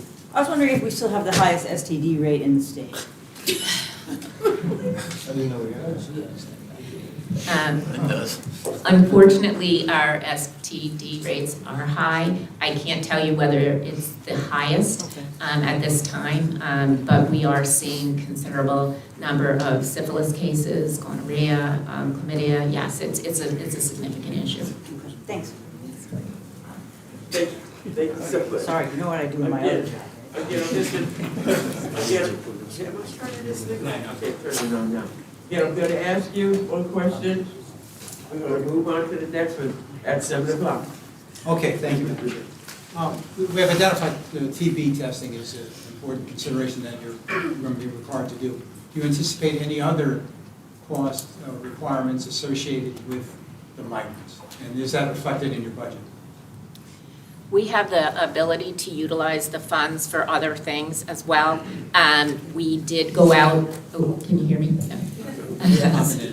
Okay, sorry about that. We did go out and work with Whitney M. Young Health Center and the school district in the area that the one hotel is that has children, houses children. Physicals were done, immunizations were provided, TB testing was done on all of those children, and we plan on working to address some of those other issues with the adult asylum seekers, including immunizations. We're working with a particular entity to get flu and COVID vaccines out to those folks. And who paid for that? Was that the county cost or was it reimbursed by the state? It was all reimbursed by the state. Thank you. Ms. McLaughlin? No, I didn't. Are there any other questions? Okay, thank you very much. I really appreciate the in-depth, I'm sorry. Yeah. We really appreciate the in-depth presentation that you gave, and we just want to say good night. Keep up the good work. Thank you so much. We're right on time. Now we're going out to middle home. And now we're going to hear Deputy Director of Associate 20%. Found on pages 148. And also, I'm going to ask, please, we do have another, you can ask a question, but remember, it's only 3 minutes each. Yes, I'm gonna say this again, there's 17 people here, plus the presentation. You all want to be here at 9 o'clock? Okay. Okay, well, good evening, Dr. Giordano. Good evening, Madam Chair, thank you so much. I think I heard you introducing my staff, but I'll just remind everyone that I'm with tonight Deputy Director Cindy Hoffman and Associate Director for Fiscal Operations Michael Fitzgerald. And I will take your advice as best I can to be concise. Oh, I'm sorry. 148 in your budget book, pages 148. I will take your advice as best I can to be concise. So much of what I've heard so far this evening resonates very deeply for us at Mental Health, and I know you have concerns about our staffing issues, so I'd like to just kind of hit on that first and then talk a little bit about some of our new initiatives that I know you're also interested in. We're in the second year of what I would consider to be our workforce development strategy to address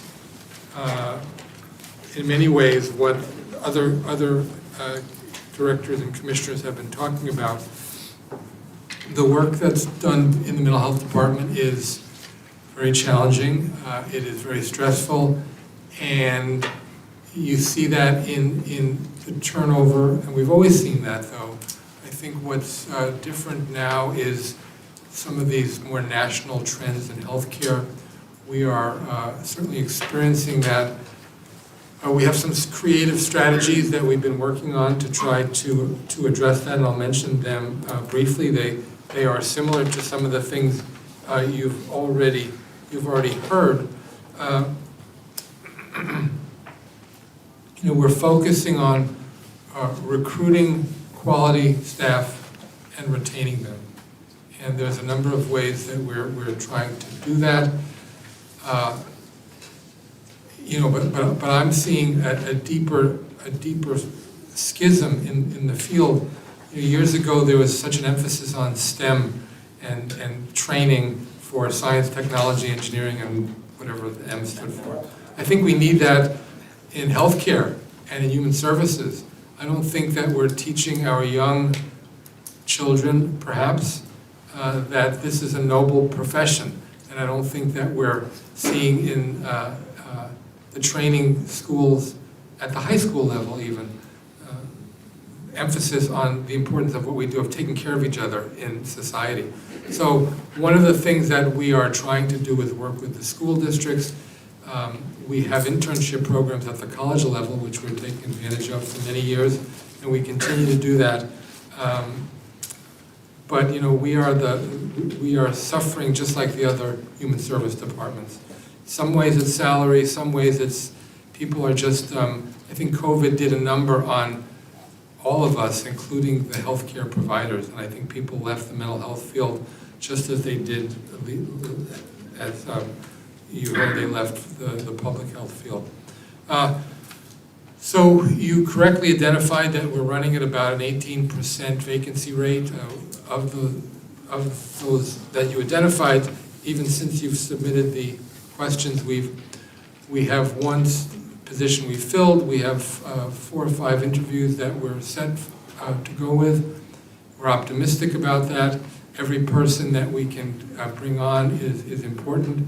But most of what we've done is to try to, as you heard other commissioners talk about, create an environment in which people not only felt rewarded for the work, but that they had a reason to stay. And the reason to stay that we've tried to develop is a career trajectory.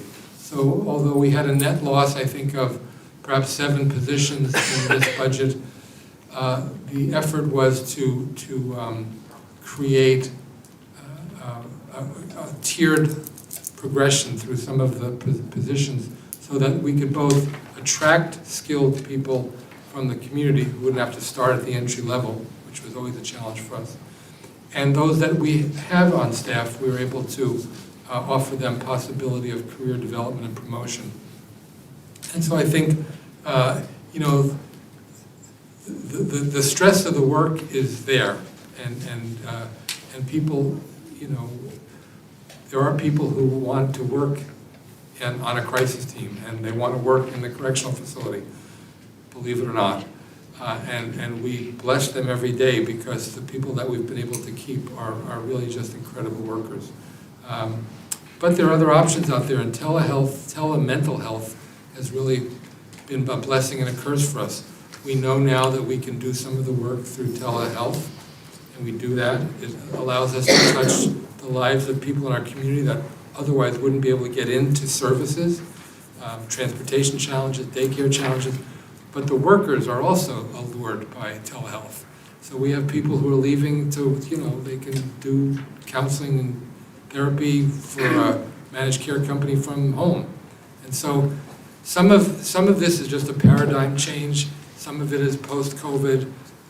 But, you know, Cindy and Michael and myself, we spend much of our days working on this workforce development strategy. And we, you know,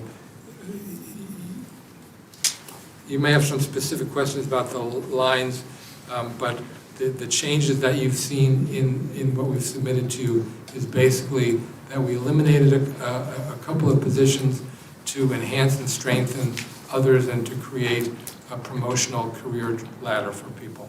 So, and we're slowly but surely moving in the right direction. I'd be glad to take some questions on that, but I would also like to talk about some of our new initiatives because I know that that was expressed as a concern. If that's okay, if I could go to that? Yes.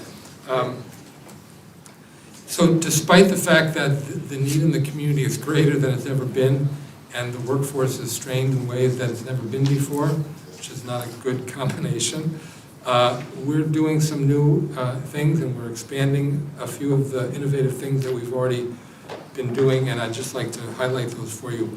One of them is our Accord program, which, you know, is a partnership between the county exec's office and the sheriff's office and the legislature that we piloted in the Hill Towns in partnership, research partnership with UAlbany.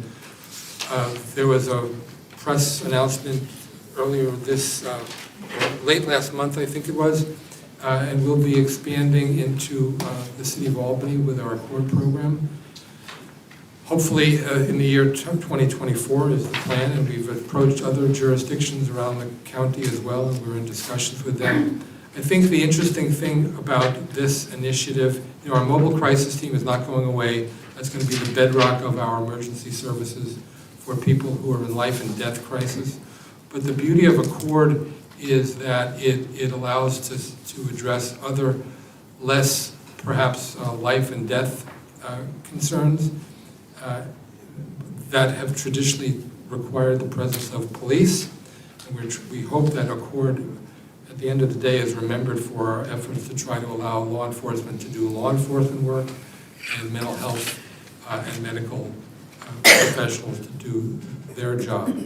What will be interesting and unique as it rolls out into every community is that, we have a model, and it's a research-based model, and we are going to be looking for fidelity to that model, whatever jurisdiction we move into.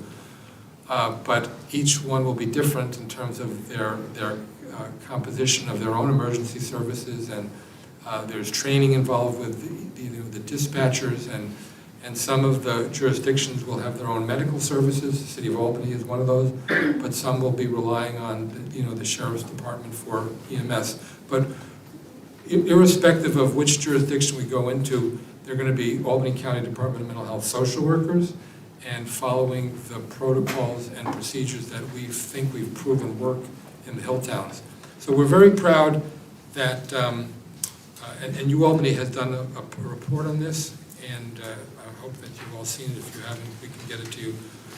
But we're proud of the work, and we've seen, I think I have here, since Accord started in 2021, we've had 926 responses to community crisis.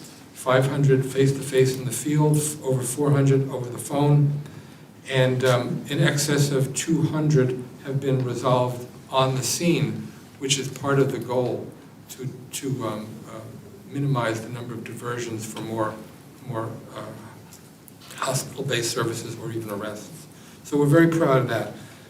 The other thing that we expect to see expanded in the coming year is the Department of Mental Health's contribution to the LEAD project, the Law Enforcement Assisted Diversion Program.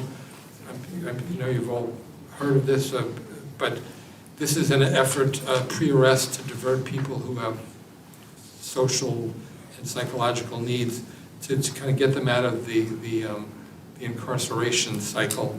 And what's new and different about this for next year is that we hope to be able to bring a dedicated social worker from our clinic along with some medical prescribing time to address the needs of the folks that are being diverted from arrest. We're also expanding our mental health, our participation in the mental health court, which is starting to graduate people from there. It's usually a 12-month or more participation. It's been in operation a little over a year, and we've, I think, now had 7 folks who graduated. Again, it's an effort to get people out of the cycle of arrest and incarceration.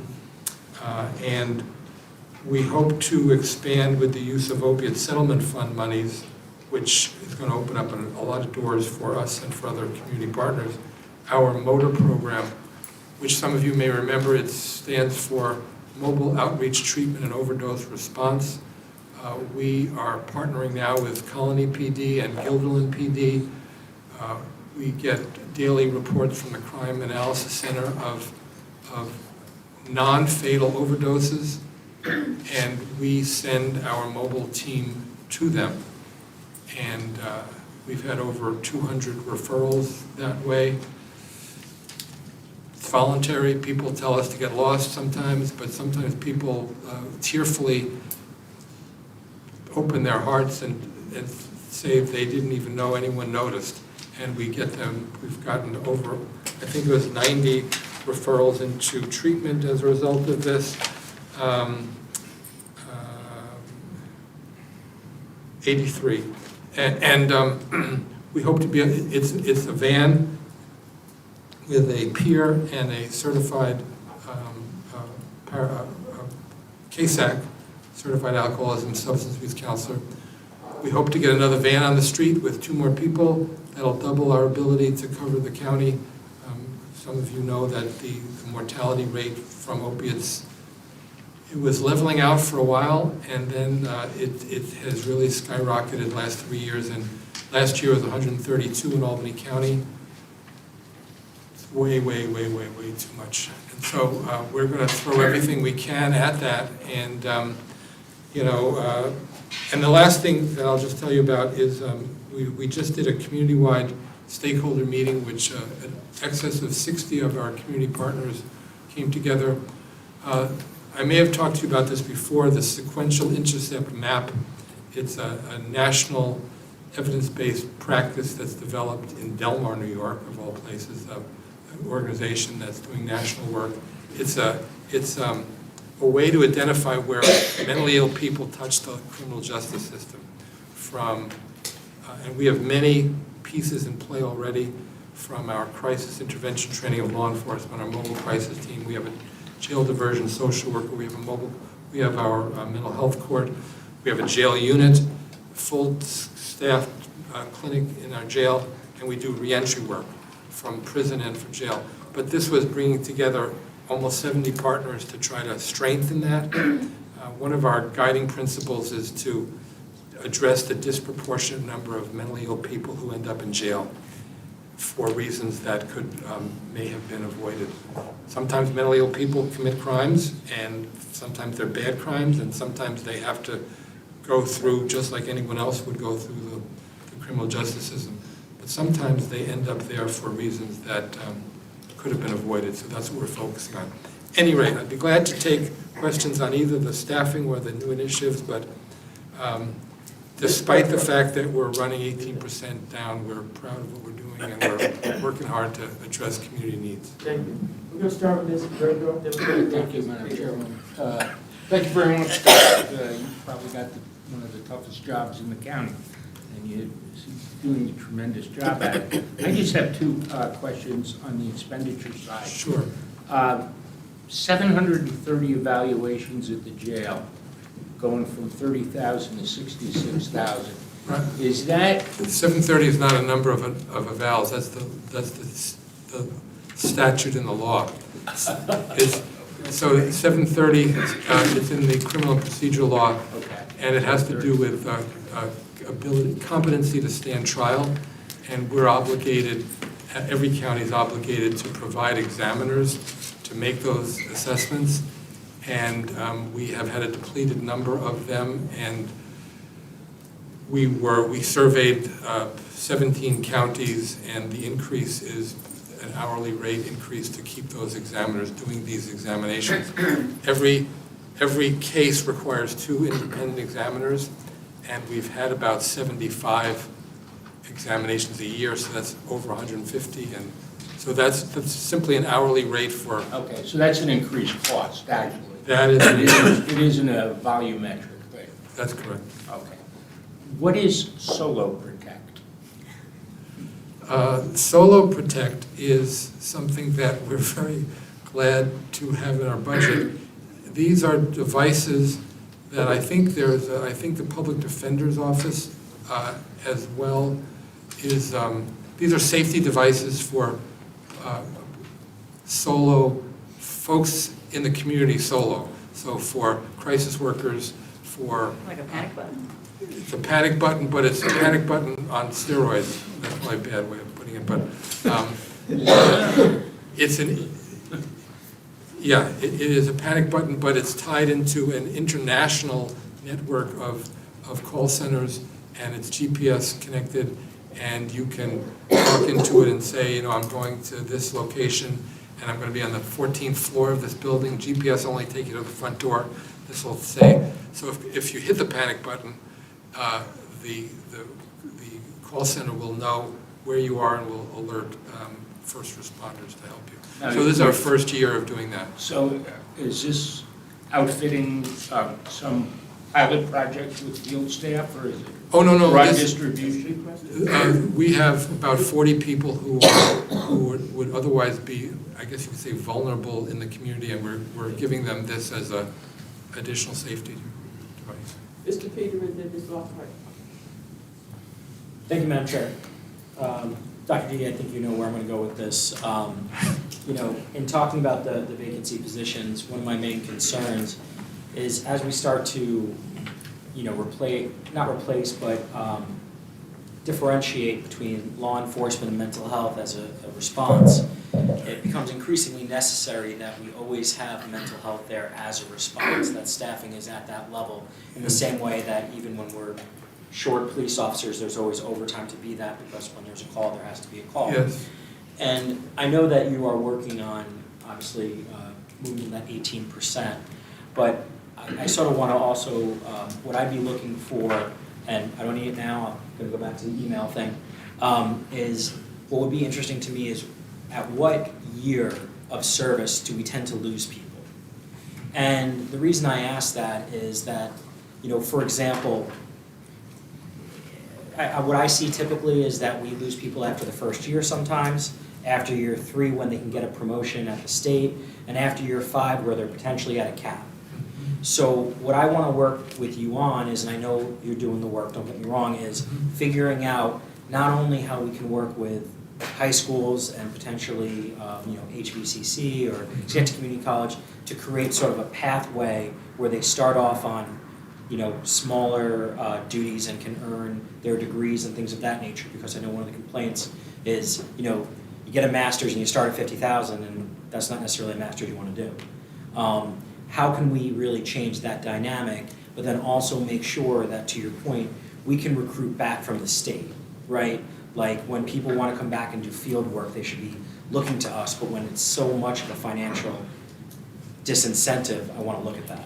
I think, I will say, I think we just got someone who came back from the state. Is that true? Or was I dreaming?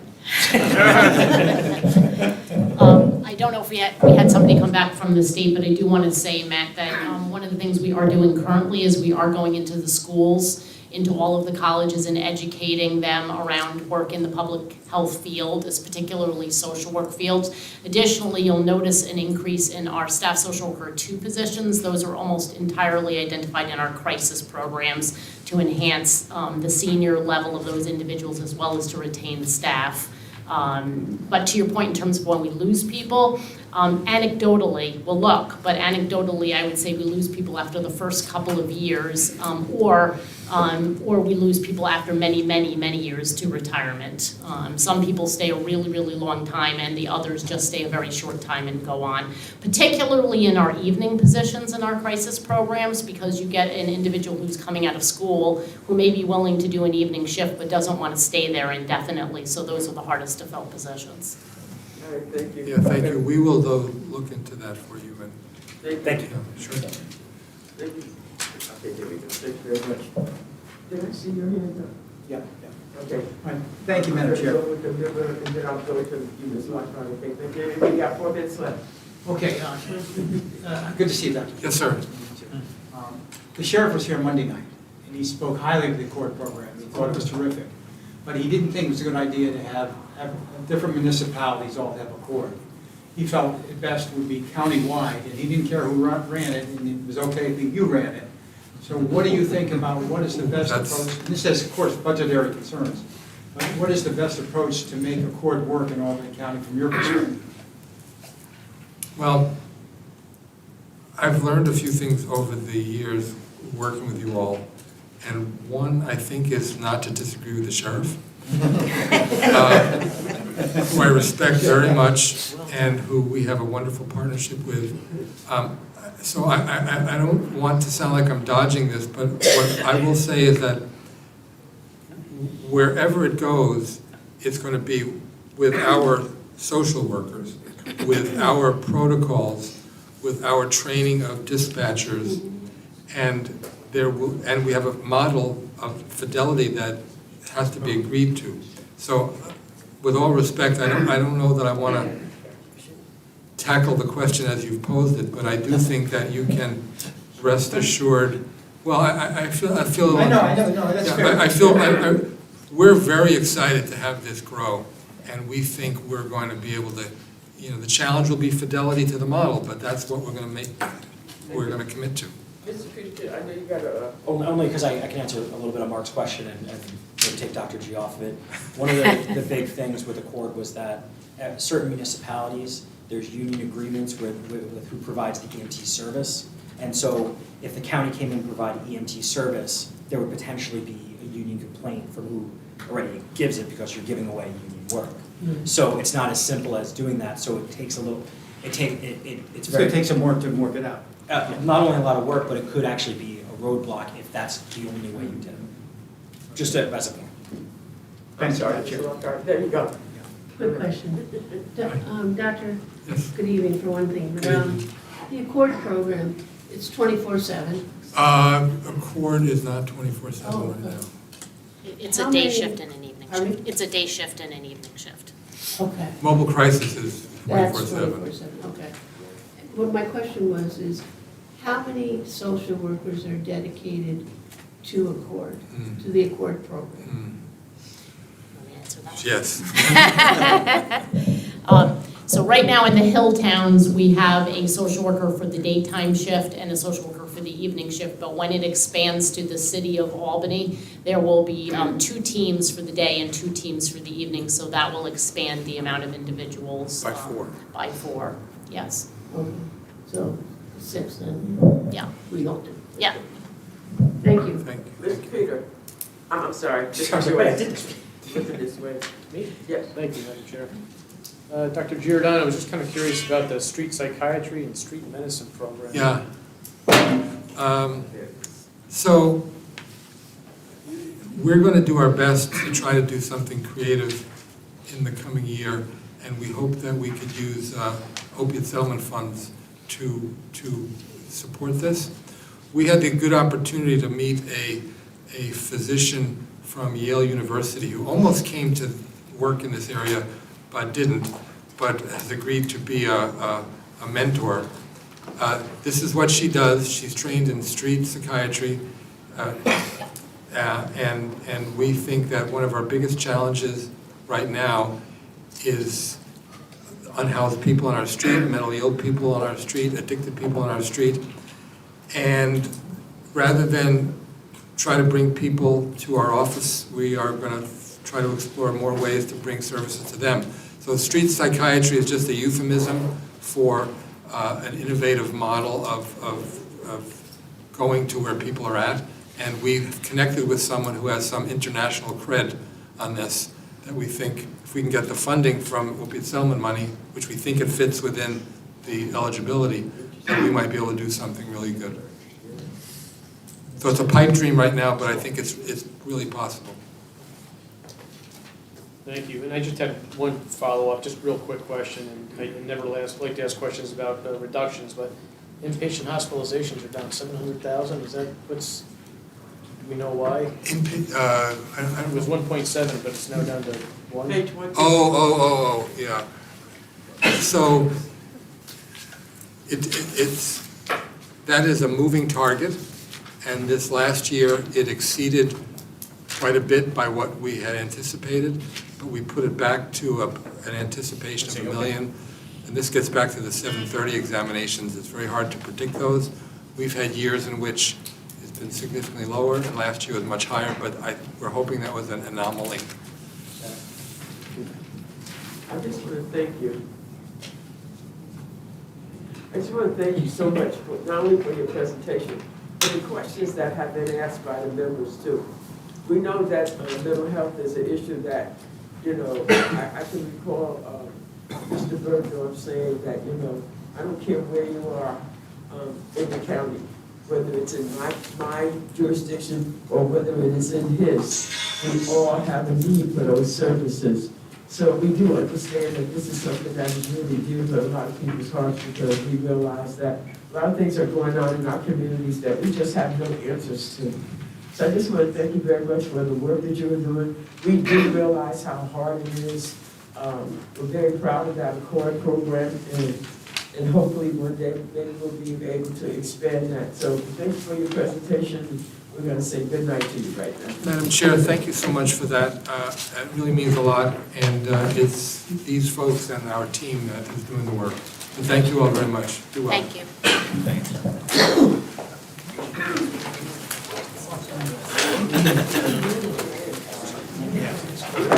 Our last one of the night. It's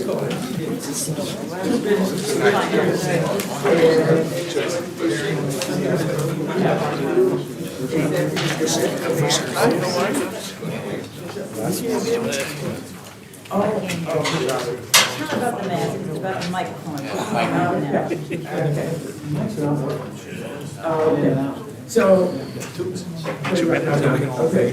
So we have the executive director of Shaker Place Nursing Home, it's Mark Olson. He is new, and we realize that this is the first time he has appeared, in front of us.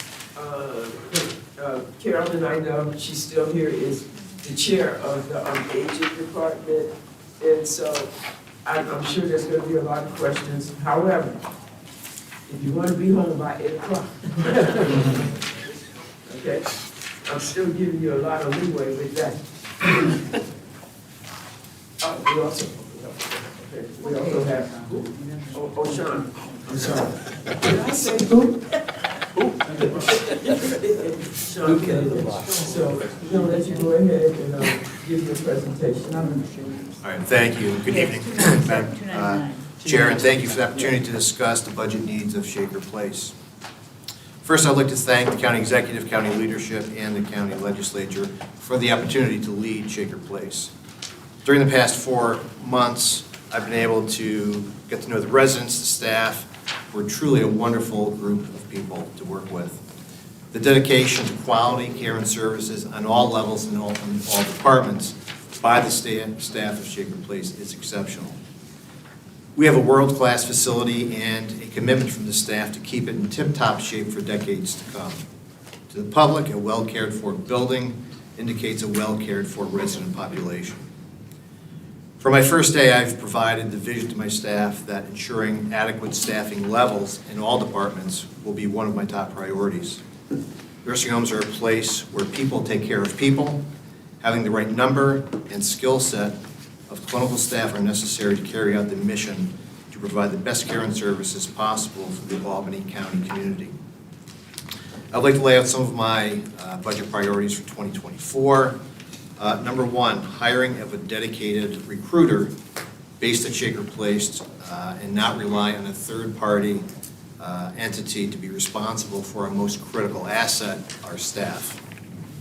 This will save approximately $20,000 annually, but will have much greater benefits in saving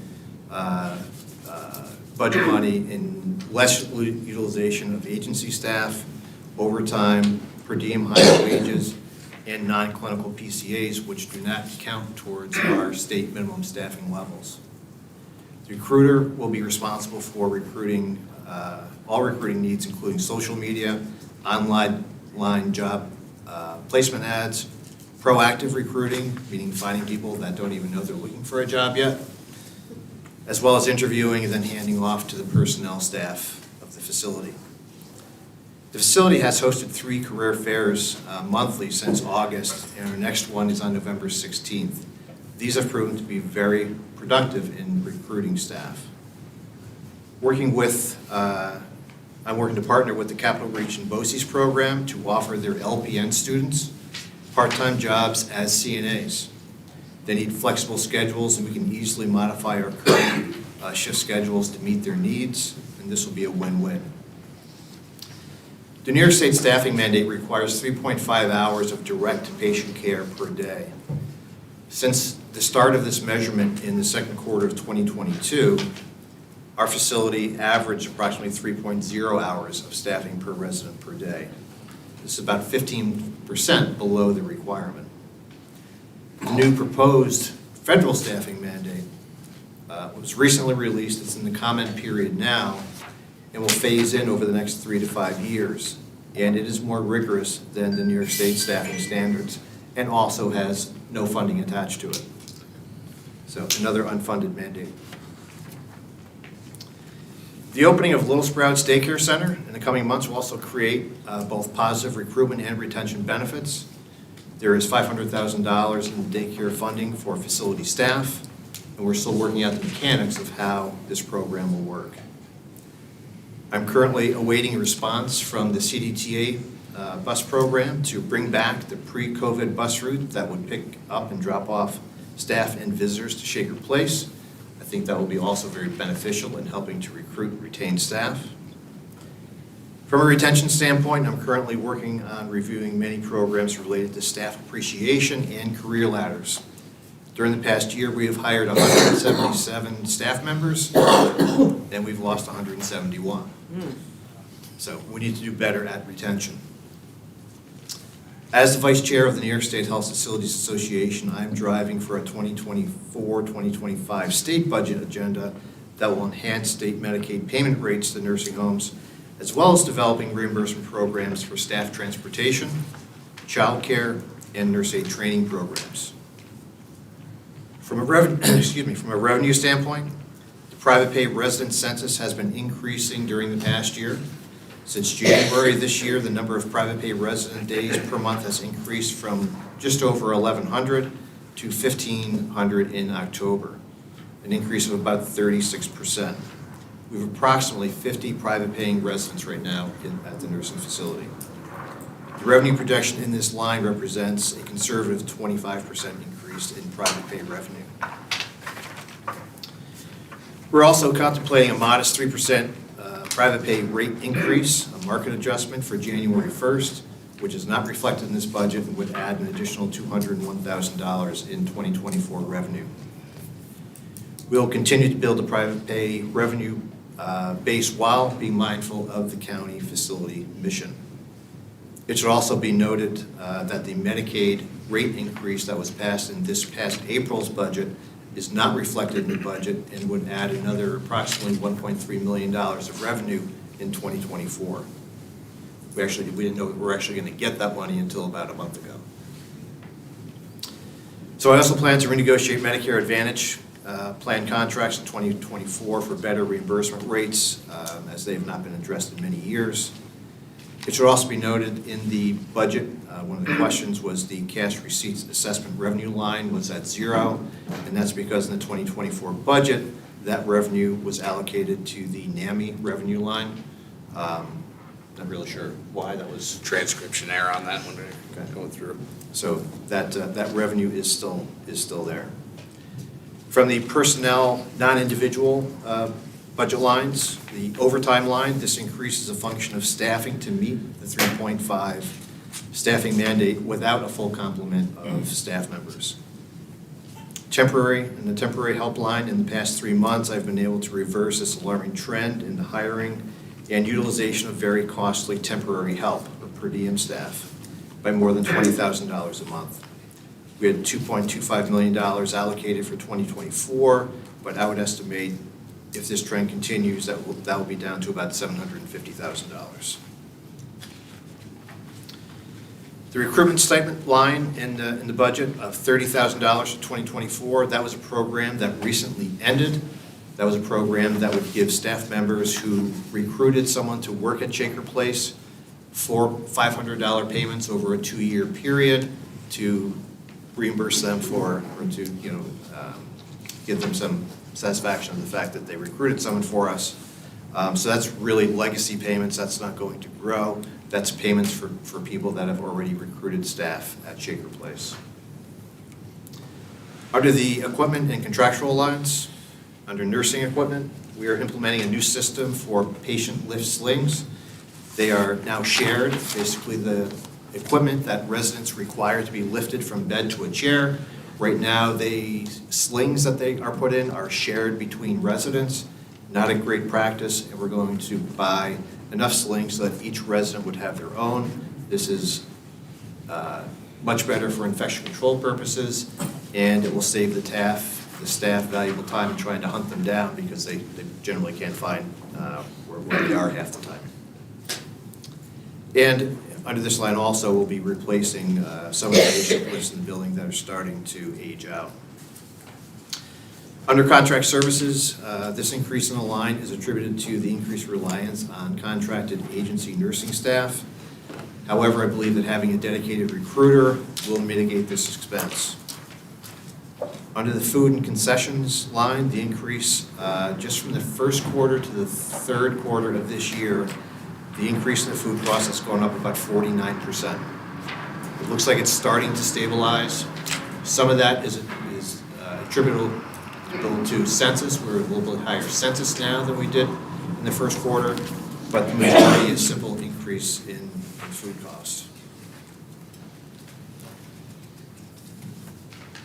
As far as the projected deficit for 2024, it's about $3.9 million over the 2023, and the three major lines of that is this increase in temporary help, which is now on its way in reversing, overtime, and agency staffing. And again, I believe with a dedicated recruiter and a more proactive recruitment program, we can mitigate much of that expense. There's also, as I said, the $400 additional food cost.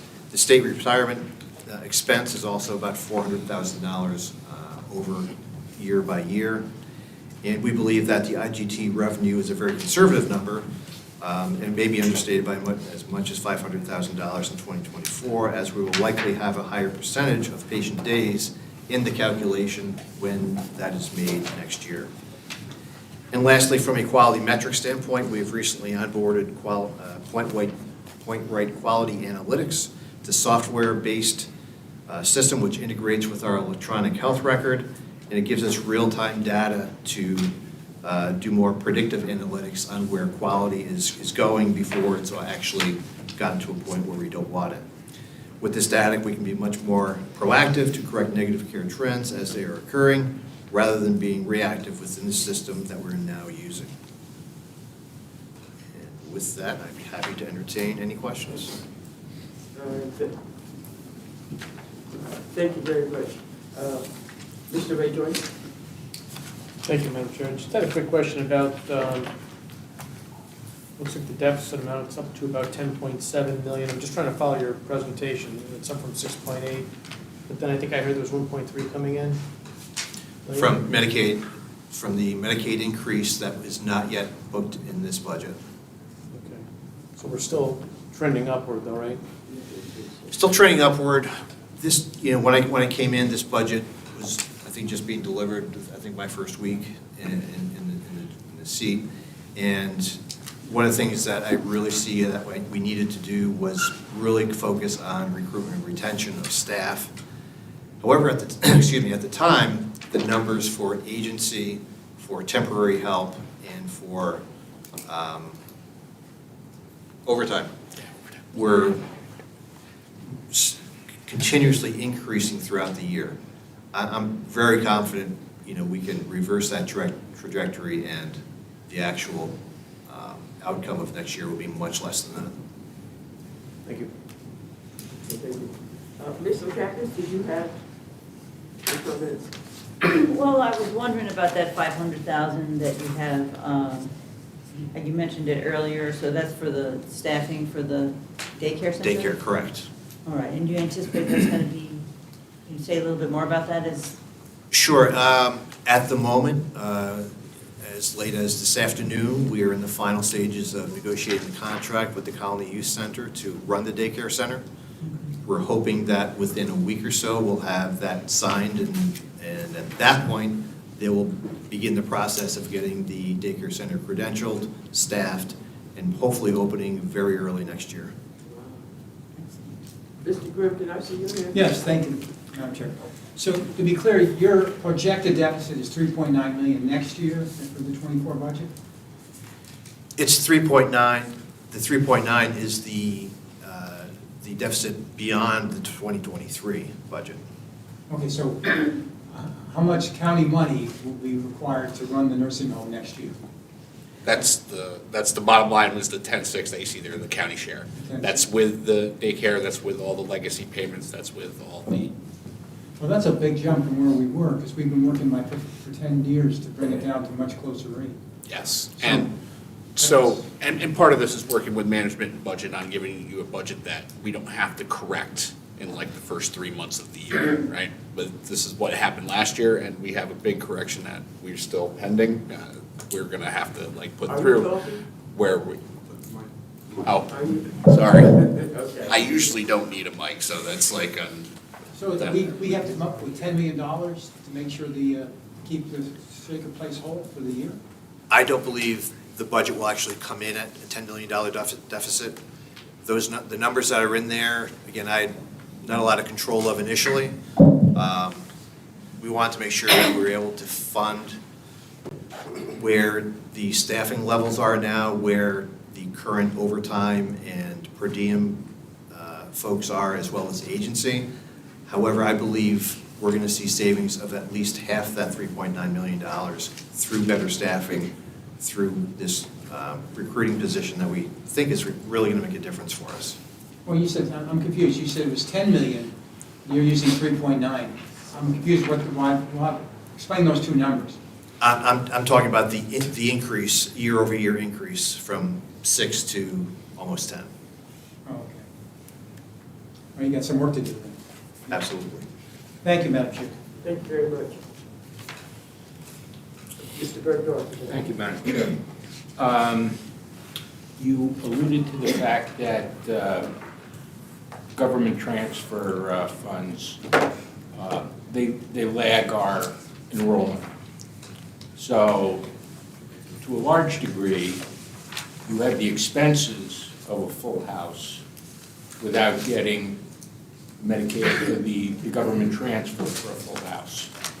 So how much do you think that GT is going to go up in '24?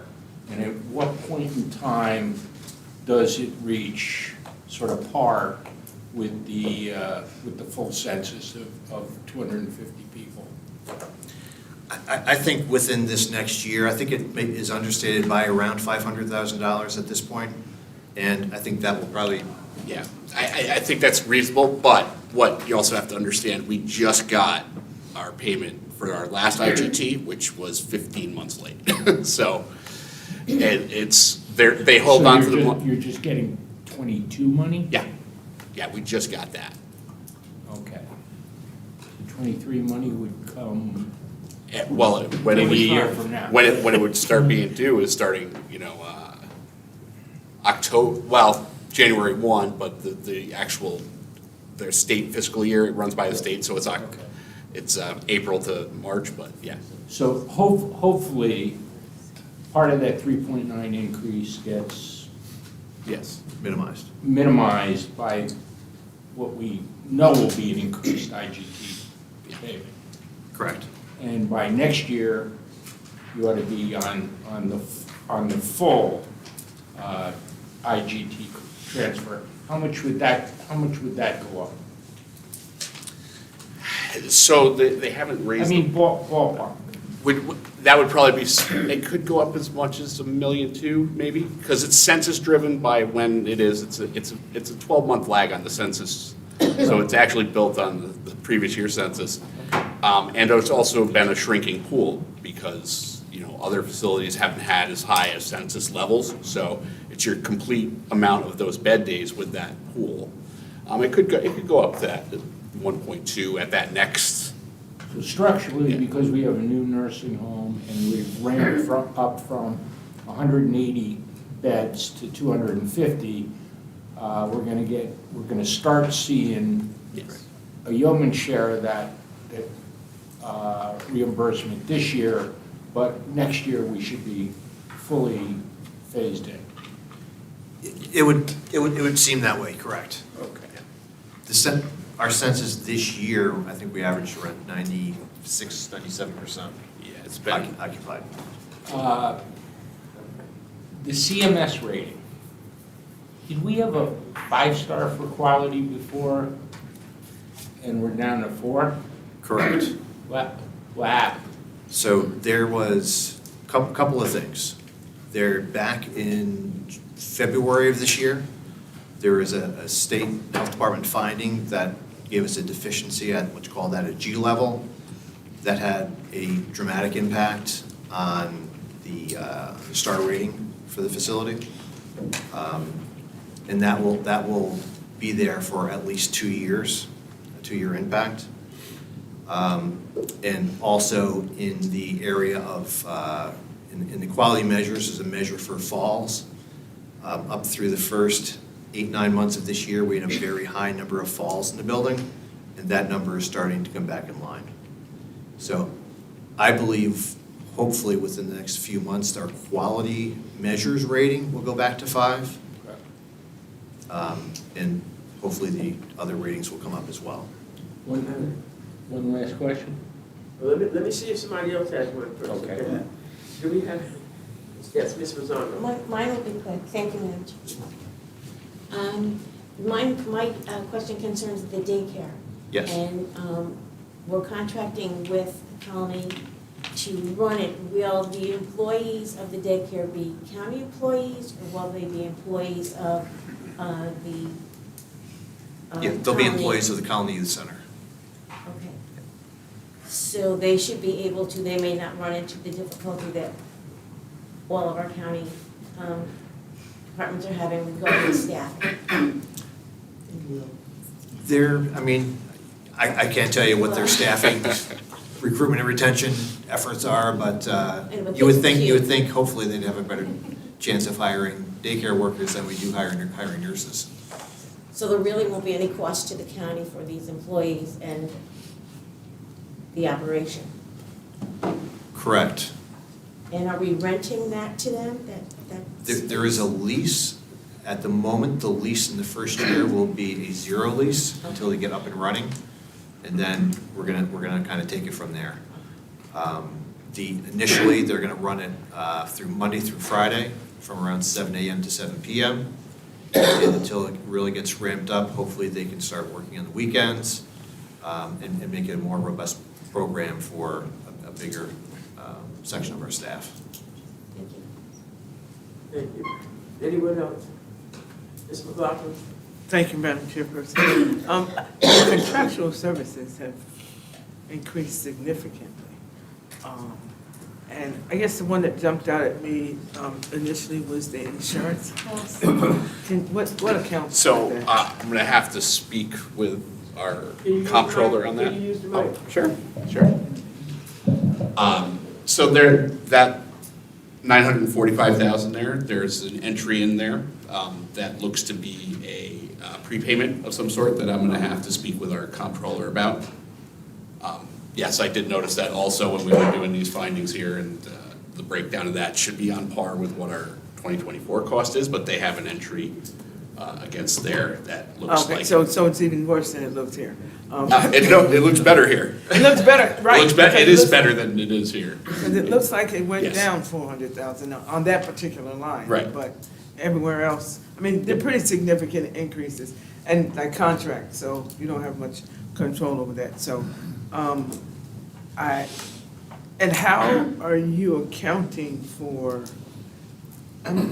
these increases? I mean, they're pretty significant across the board. Yeah. One of the major lines under contract services is our agency use. Same line, right?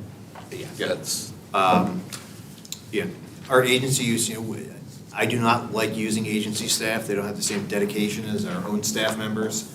My goal is to continue to do a better job of recruiting and retaining staff, and virtually, if not altogether, eliminate the use of agency staff. Okay, and then I just have one other question. The other day, the comptroller talked about 2 positions that were moved from the nursing, from Shaker Place to her office, one pertaining to resident accounts, and then another one, a liaison position. What impact was that having on your operations and ultimately residents? Well, I think the person moved, not the position. Is that? Yes, Yeah. Okay. Yes. Well, we lost a great director of finance, so I got to fill in for this.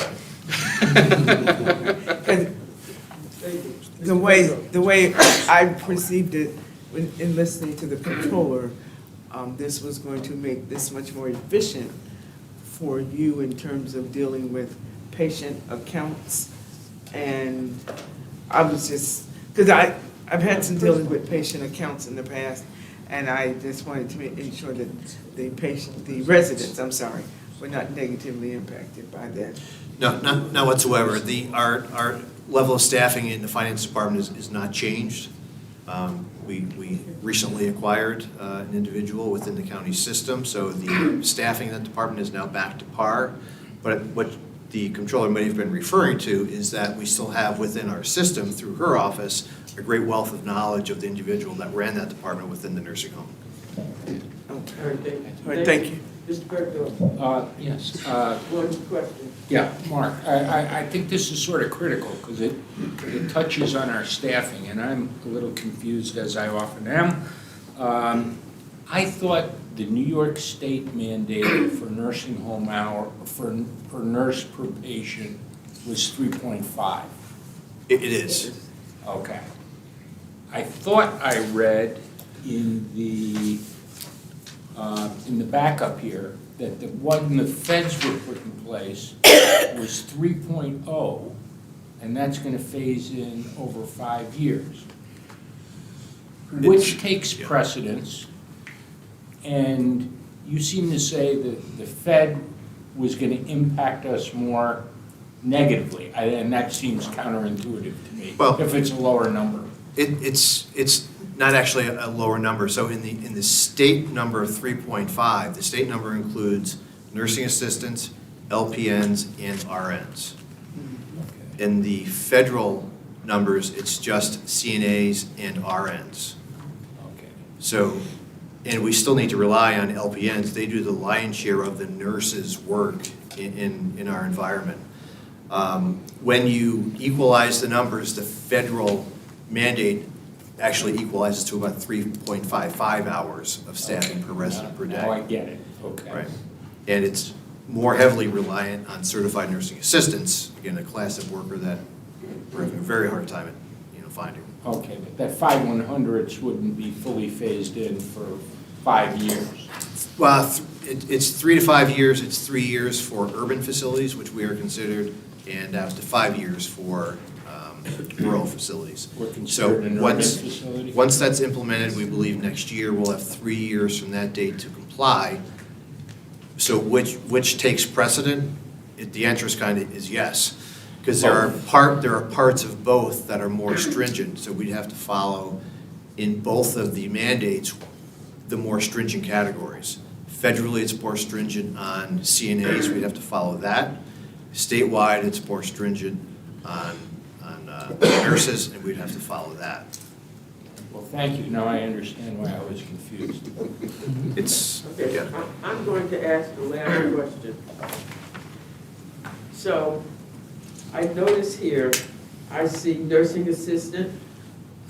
I also see senior nursing assistant. Okay, so I imagine that's the career path. I believe it was started by Mr. Slatke for our nursing, for our nursing assistants. So what's the difference between the two? What are they doing?